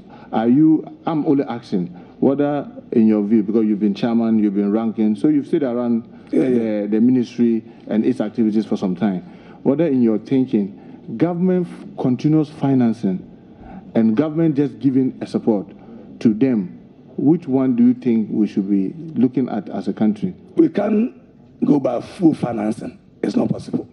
There are 40 disciplines and it's difficult to finance them fully. What we do is provide support to them. That one, I think government would continue to do, but full finance of the associations is not possible. As I said, sometimes they also get some of the components, but they're coming from their international bodies. Are you aware the Sports Act, we currently have a Sports Act? I've spoken to it. And the funding there, you know, we have a sports fund, and we don't have a sports fund yet. We didn't propose any. In this act, there's no provision for sports fund. You earlier talked about sports fund. You said, as your manifesto, MPP manifesto, you established one, and you said that some of the funding you'll be looking at it from betting and sports lotto.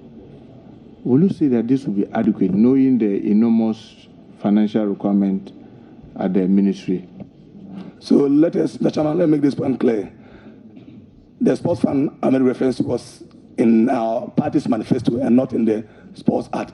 No, the Sports Act didn't make provision for any sports fund. Yes, we have numerous challenges confronting sports in this country. What we intend doing is an attempt to resolve some of these challenges.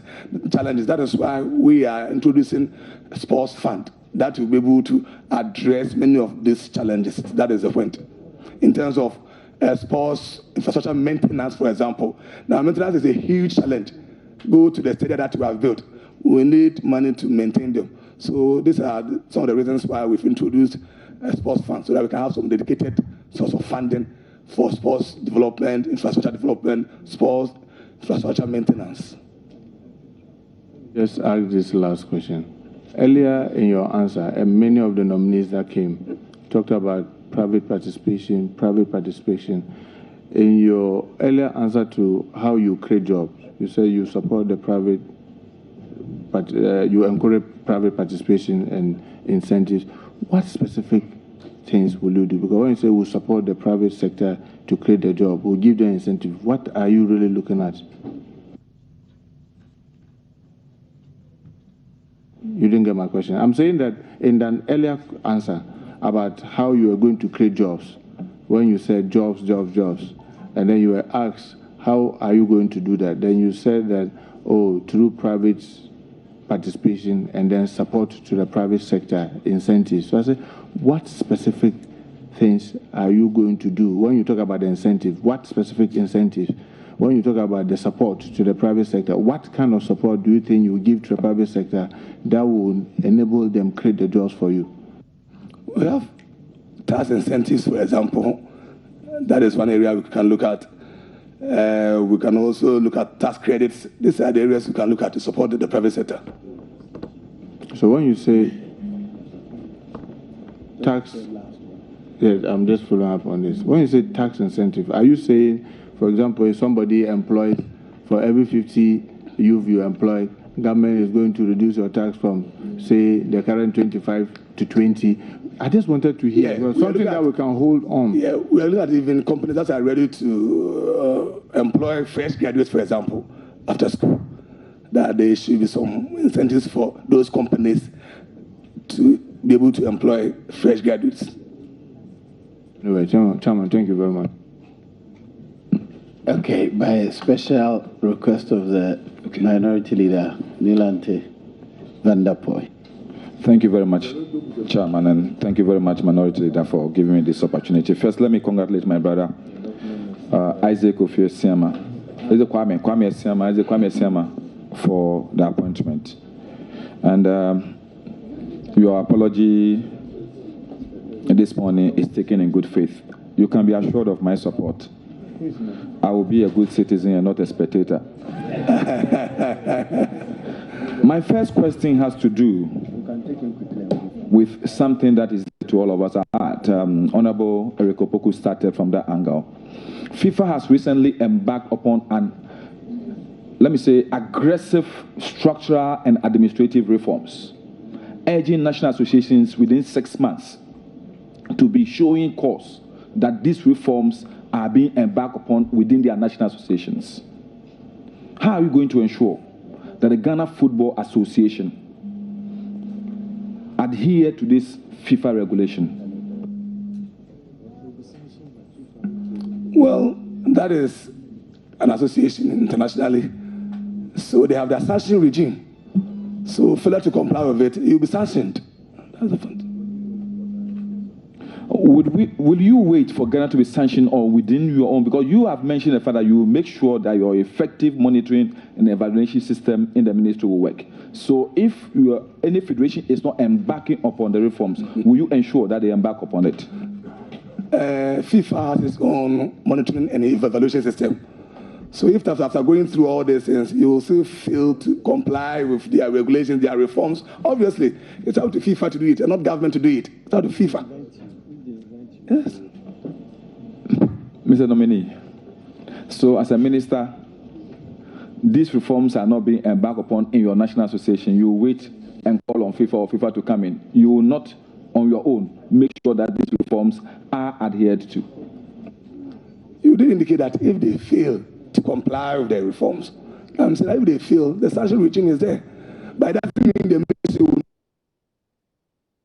ministry will not also engage GFA. You see, I think the issue is that is about providing the oversight. So obviously, the National Sports Authority would ensure that those federations under them, under the Sports Authority, would have to meet their timelines and their deadlines, and those that would be done by the National Sports Authority. So if failure to do so, they are sanctioned, then that is it. Second, let me ask you this. I don't want us to drag on this issue.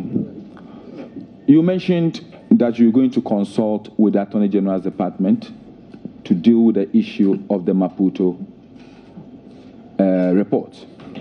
Are you going to do the same with the Jamefe white paper? Well, the Attorney General is the government's principal legal advisor. So all matters of legality or prosecution are referred to the Attorney General's office. That is the legal position.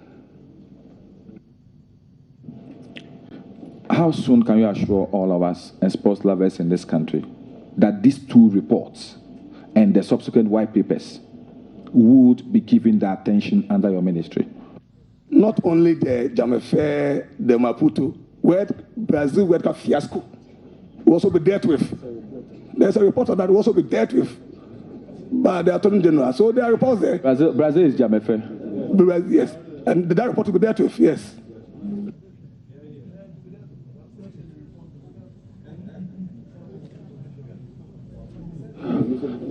The issue of funding for sports has become a very difficult issue in view of the limited budgetary allocation to the ministry.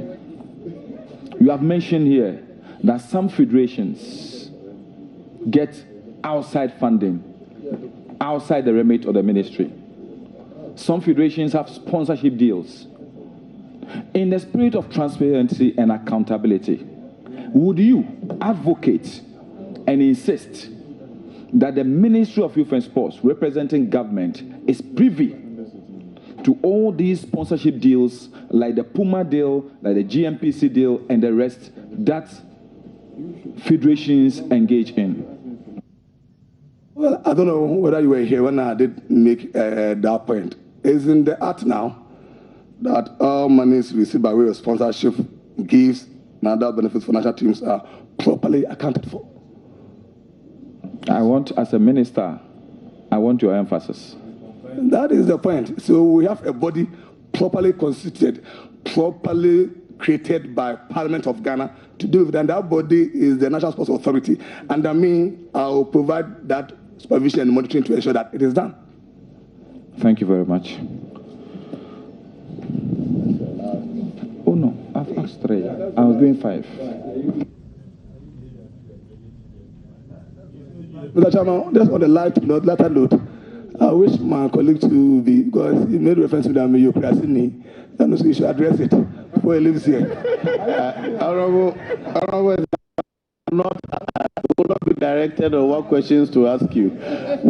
If you graciously give power to them, he'll come and sit here, then he'll ask.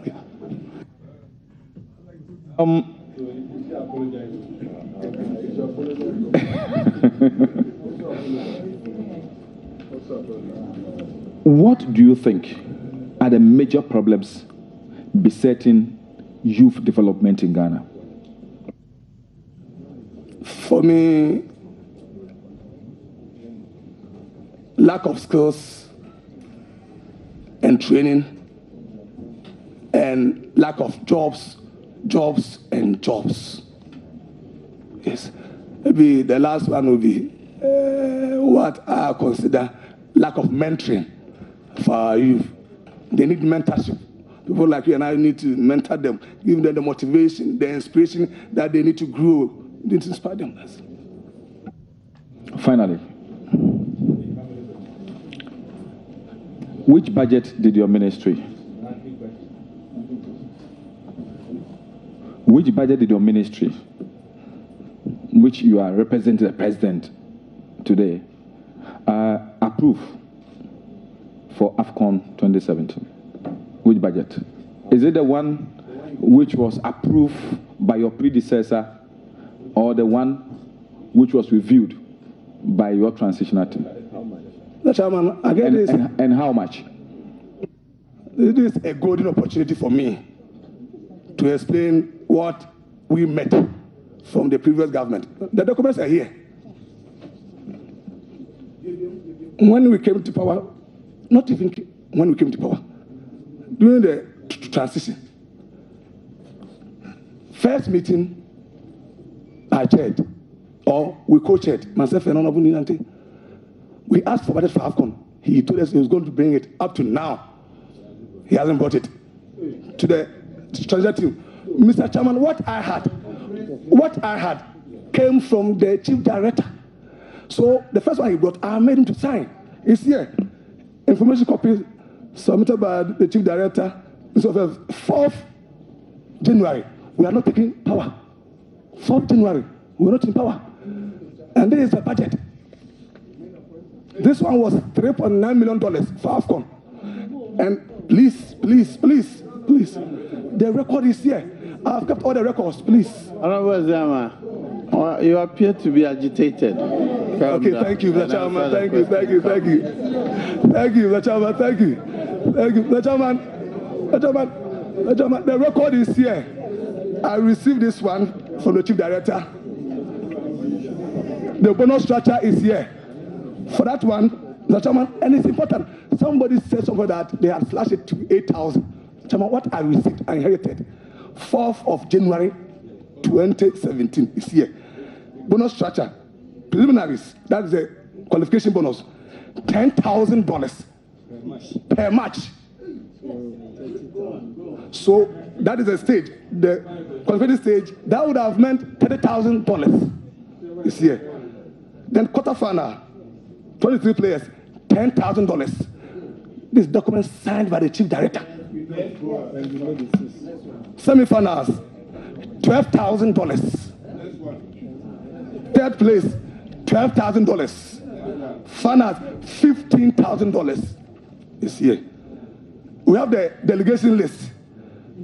Players 23, technical team 10, extra technical team therapists, extra physiotherapists, extra video analyst, physical trainer, officials, GFA, president, management committee, protocol, media officer, ministry stroke deputy minister, chief director, chief accountant, or purse holder. Parliamentary Select Committee, here 2. Scouts, caterers, national security, total 55 delegation. Budgetary summary, pre-tournament $433,112. Tournament phase itself, $3,466,000. No, Then I come to the next one. No, please. And here. Please, here.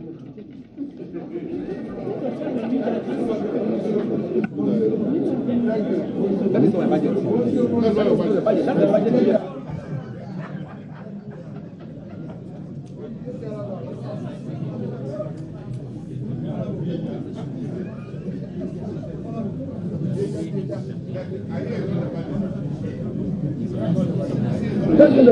This is the budget DFA brought. Chairman, I do not intend to say the nominee should not proceed, but what you are reading, is it different than what pertained at the ministry in previous times? Is it different? I was going to the next budget that was brought by the chief director. Yes. Which? Then just clarify, is the budget from GFA through the chief director to you, or is just the ministry preparing a budget and submitting it straight to you with clarity as to whether this is not best practice? That's all I need. I inquired whether they had inputs from the GFA, whether they sat down with stakeholders to agree on the budget.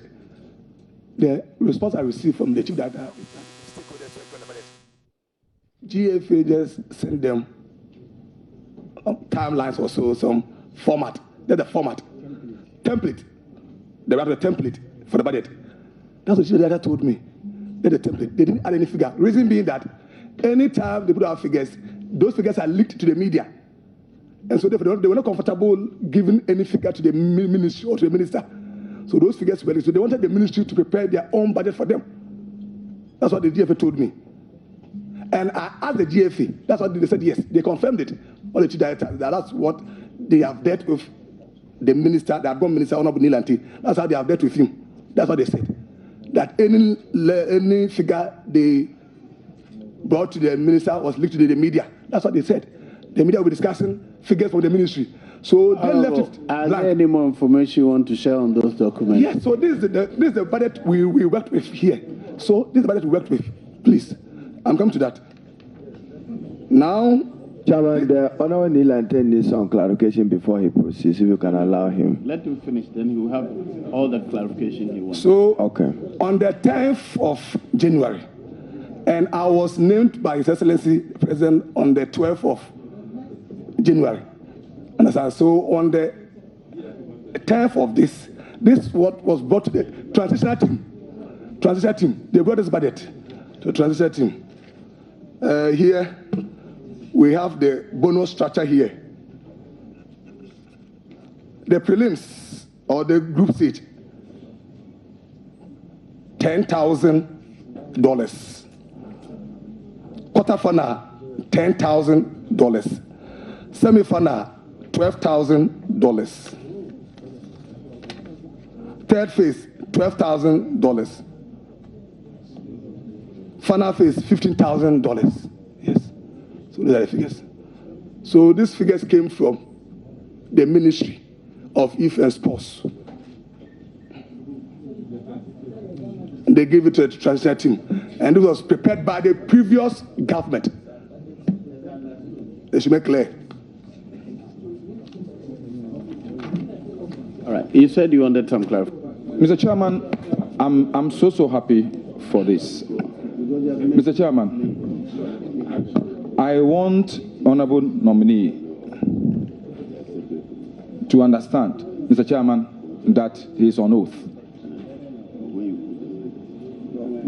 Yes. Mr. Chairman, is it the budget that was given to him by the ministry when understanding that this is the budget the GFA has brought? Was he giving another budget That is a reviewed budget by the ministry.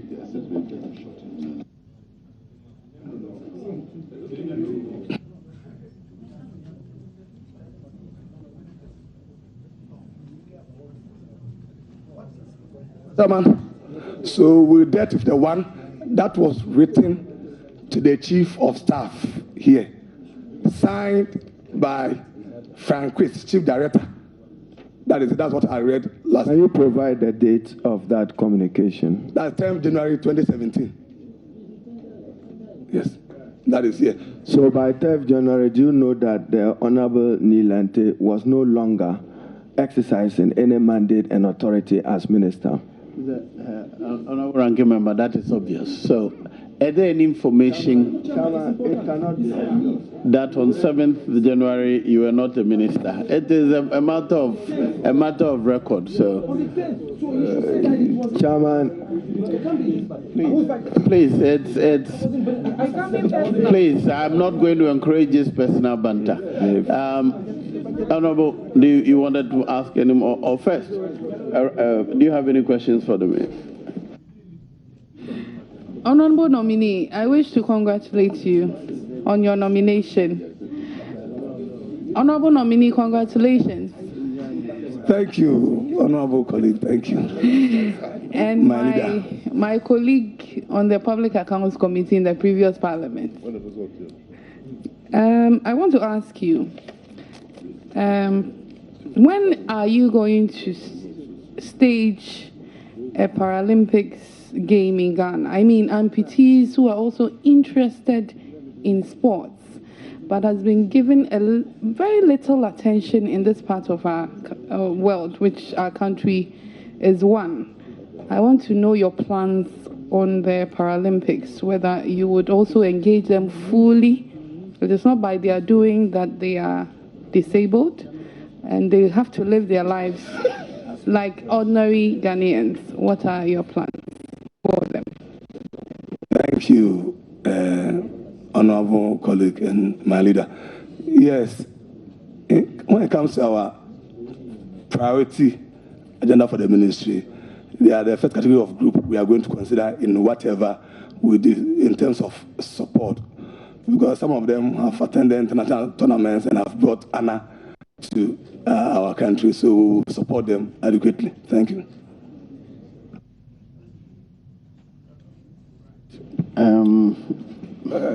Chairman, let me.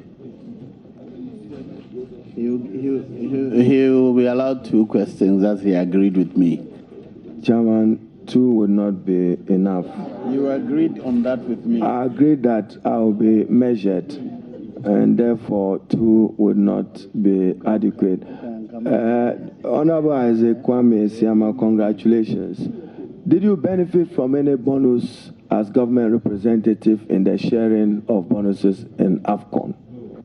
No, please. I went to Gabon. I didn't take a per diem. Not even a per diem. I didn't take anything. Chairman, now that you have referred to budget and have in your possessions budget, how much budget was approved for AFCON 2017? This is the budget we inherited from the previous government. Won the budget as $4.4 million this year. So for AFCON 2017, the Ghanaian people can be assured that you spent only $4.4 million US. And because we made savings of the bonus structure, the bonus structure alone put together is $3.1 million. So now there has been a slash down of $1.5 million by this government intervention. We've slashed it down by 50%. So the bonus structure that was part of this $4.4 million, that structure has been started by 50%. So we've made savings of $1.5 million from this budget. Where is that $1.4 million?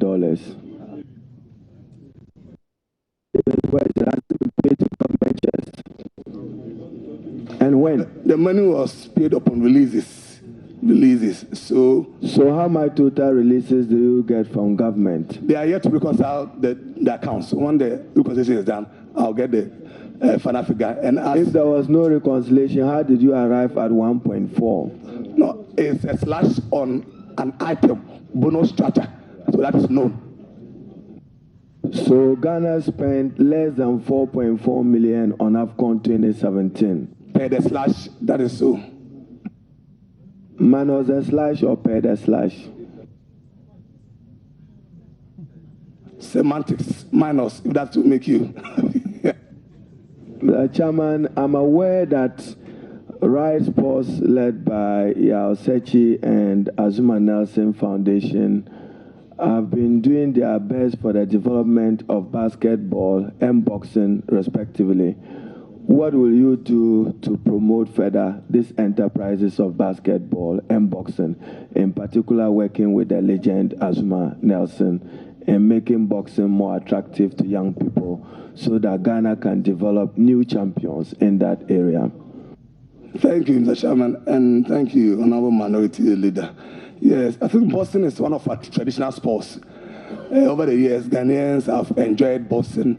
So it is important that we once again revisit what was done in the past to get us world champions. So look at it. And the basketball, also a key aspect that we'll look at as part of developing all the other sporting disciplines. As I said, we are going to create a special desk at the ministry to look at all these sporting disciplines. Thank you.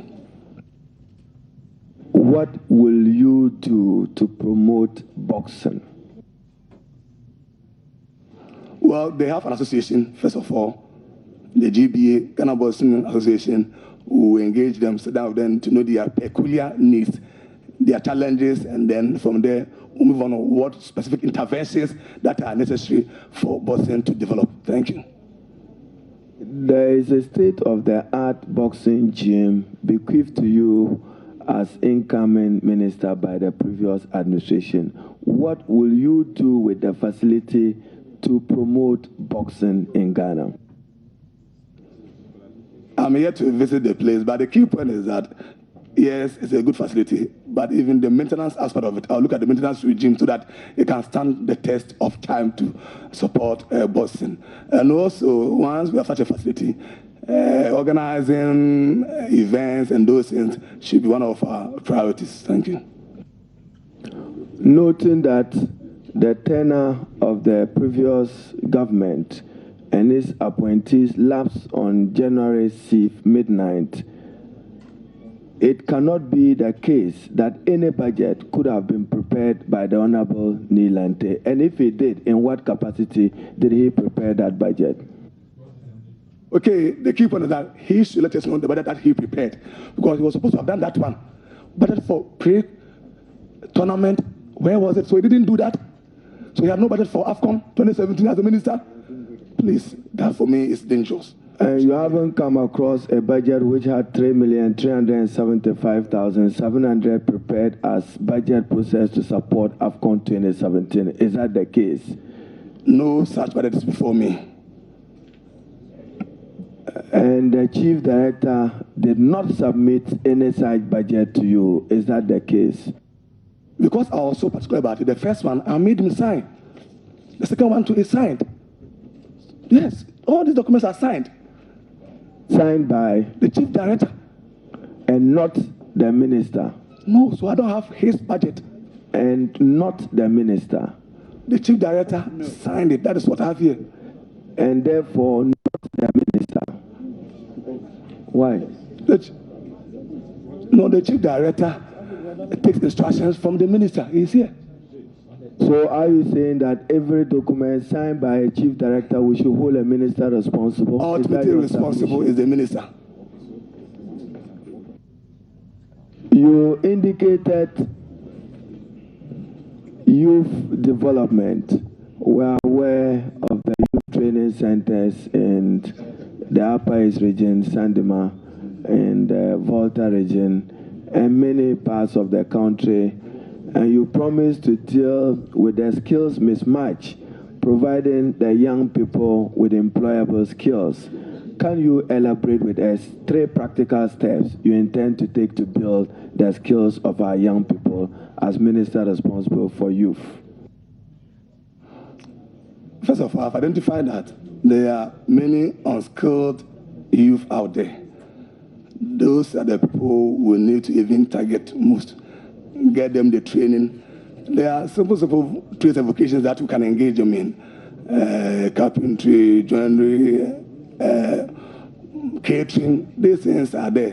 What we have now is we have training and skill centers. The challenge they are faced with is funding of those centers. So that even feeding grants don't even go. So we're going to make sure that they get the feeding grants on time so that they can continue to feed them and then educate them. Chairman, can the nominee share with this committee what plans he has to elevate the local league in Ghana? It appears that at the weekend, the entire Ghanaian sports-loving fans are interested in what goes on at the EPL, English Premier League. Even the majority leader will be interested in what Man U is doing, not what Ashanti Kotoko, Bofuakwa, or RTU may be doing. What are your plans to help the local league? Yeah, I think I've already alluded to the fact that we need to promote our domestic league. Key is about retention of players. Yes, Ghanaians are watching these leagues outside because they have stars. Are we building domestic stars?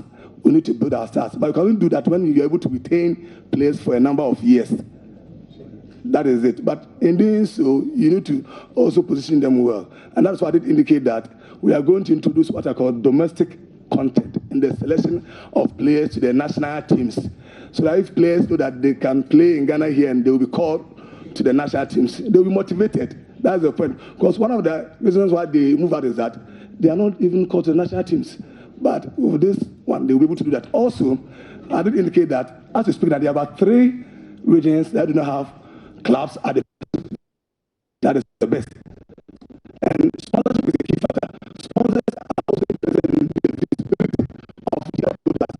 So we have regions that are not even part of the league. Why would they sponsor the league? Because they want visibility, their products to be out there so that they can also make money. So these are the areas we look at. And also, ambush marketing, for example, is a big disincentive to sport development in this country. So that's it.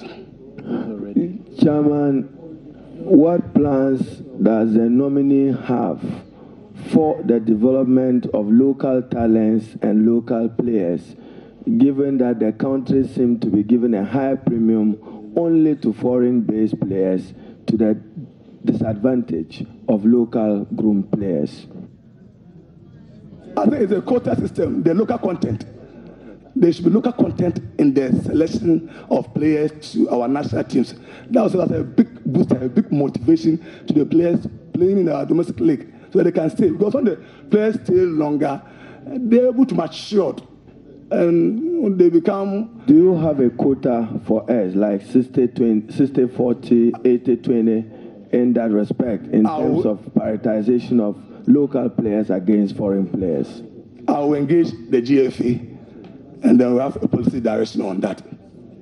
How many sports associations do we have, and do you intend to continue to support them with public funds? I remember at the last count, I mentioned 40, then they told me one was added just last month, so we have 41.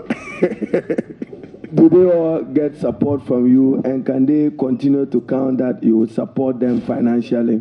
Sure, we will do our best as a ministry. Will you be transparent in letting us know how much money goes to supporters traveling? That is the taxpayers' money, so it should be transparently known to everybody. It's for Ghanaians, that's the point. And for me as ranking member, I've raised several issues on that. So please, we are going to be more transparent and accountable to the people of Ghana. How do you intend to be accountable to the people of Ghana? Allowing the institutions of state to work. Parliament will provide their oversight. Those ones should work so that if you are found culpable to have embezzled funds, the law should deal with you. That's accountability. Chairman, my final question. Fiscal education. will you support the revival of physical education and for deeper competition within our school system and respect of athletes for competitive athletic, international and local engagement? Physical education is a key component of the classical definition of sports. So for me, that is key. That's paramount. When you want to define sports in every lexicon, every literature, wherever you go, physical education is a key component. That's the classical definition of sports. So for me, it should be given the private attention it deserves in all schools. That's why I said that we're going to encourage and promote school sports. Very important. And not only that, maybe you're not here, we did indicate about setting up colleges of sports. Mr. Chairman, ranking member, it's so shocking that in this country, we don't even have a single college of sports. We don't have. Where will you cite the college of sports? We have indicated in the manifesto that there are 3 zones we've identified. The Savannah belt, or the Northern belt, the Middle belt, and of course the Coastal belt. So those Savannah belt location. Savannah belt will it be hanging between? So the locations without stakeholders. He has answered all those questions as your way. So, but because you're not here, I allowed you so much space. But Chairman, I was not here for good purpose. I don't disagree with that. Representing you on the floor for your 4th report to be presented. Thank you very much. It should not appear it was dereliction of duty. It was never intended to appear so. Right. You've answered the questions on the supporters union. That was because you're the only MP on record to have advocated for supporters to be taking, and in that on that day, you actually demonstrated how when you were playing in your student days, and you actually sang the song on the floor of the house. The day you sang and made the speaker laugh until she put her head down. That song, you remember that song? Man, can I repeat that song? We don't want you to repeat that song here, but maybe today my voice is so good, but I can try. We best hear me, Fahuni not to form, Fahuni not to form. Mesu just hear my word. Oh, we best hear me, Fahuni not to form, Fahuni not to form. Mesu just hear my word. I guess that is the only song in the Hansard. So I want you to assure us, we have already given that you continue to support the supporters union. But my doctor sent me this from Confanoche, Dr. Rendolph. He says he wants to know what you will do to get the entire Ghanaian population to be physically active. Knowing that in Kumasi, where he is, for example, all walkways have been taken up by hawkers, such that even people who want to walk, doing shopping and things cannot. How do you, would you help to get Ghanaians physically active to improve their health? Thank you, Mr. Chairman. This involves a lot. I believe in the fact that we need to change the way we plan our towns and cities. That is the first point. Community parks is something we should encourage. So, Chairman, elsewhere, as you know, community parks are all over the place. Community parks are in abundance. I remember I traveled to Brazil, and it's so fantastic. The children close from school, and where they go, the next is a community park. And you see their parents, it's a routine thing they do, taking them to those parks. They park their cars there, watch their kids play before they take them back to their homes. So I think we need to look at the creation or the construction of community parks across the board in all communities. It's part of the Assembly's own planning program. Because it's about where to walk, where to train. That's the key. You know what happened to our own and our unfortunate former Minister for Youth and Sports? So unfortunate, just walking, and he was knocked down. That is it. So people even fear to walk on our streets because of some of these things. So it's a whole lot we need to declare National Day of Walking for Ghanaians. Maybe that will help all of us. So that at every month, maybe first Saturday of every month, we all decide to take maybe 1 hour walk, all of us. We can do that as we had this National Sanitation Day. Exercise is important. So as a country, we can have a National Day of Walk for all of us. Thank you. Or a National Day of Keep Fit. We can do that. Of Keep Fit.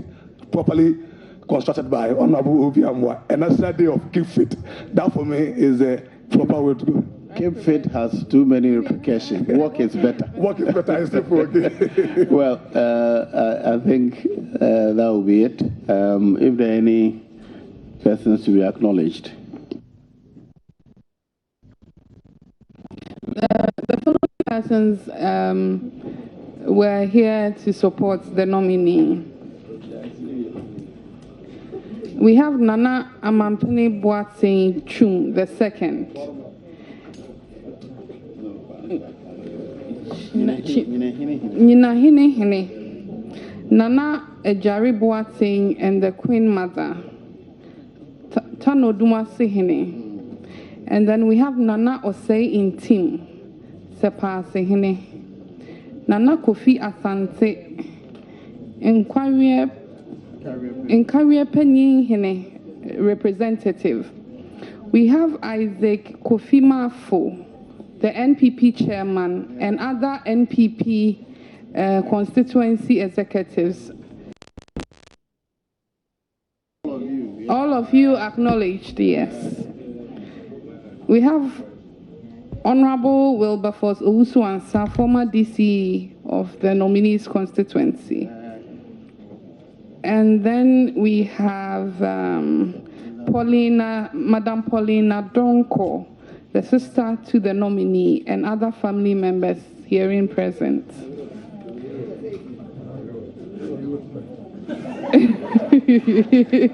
And then we have Mr. Franquist, the Chief Director, Ministry of Youth and Sports, also here.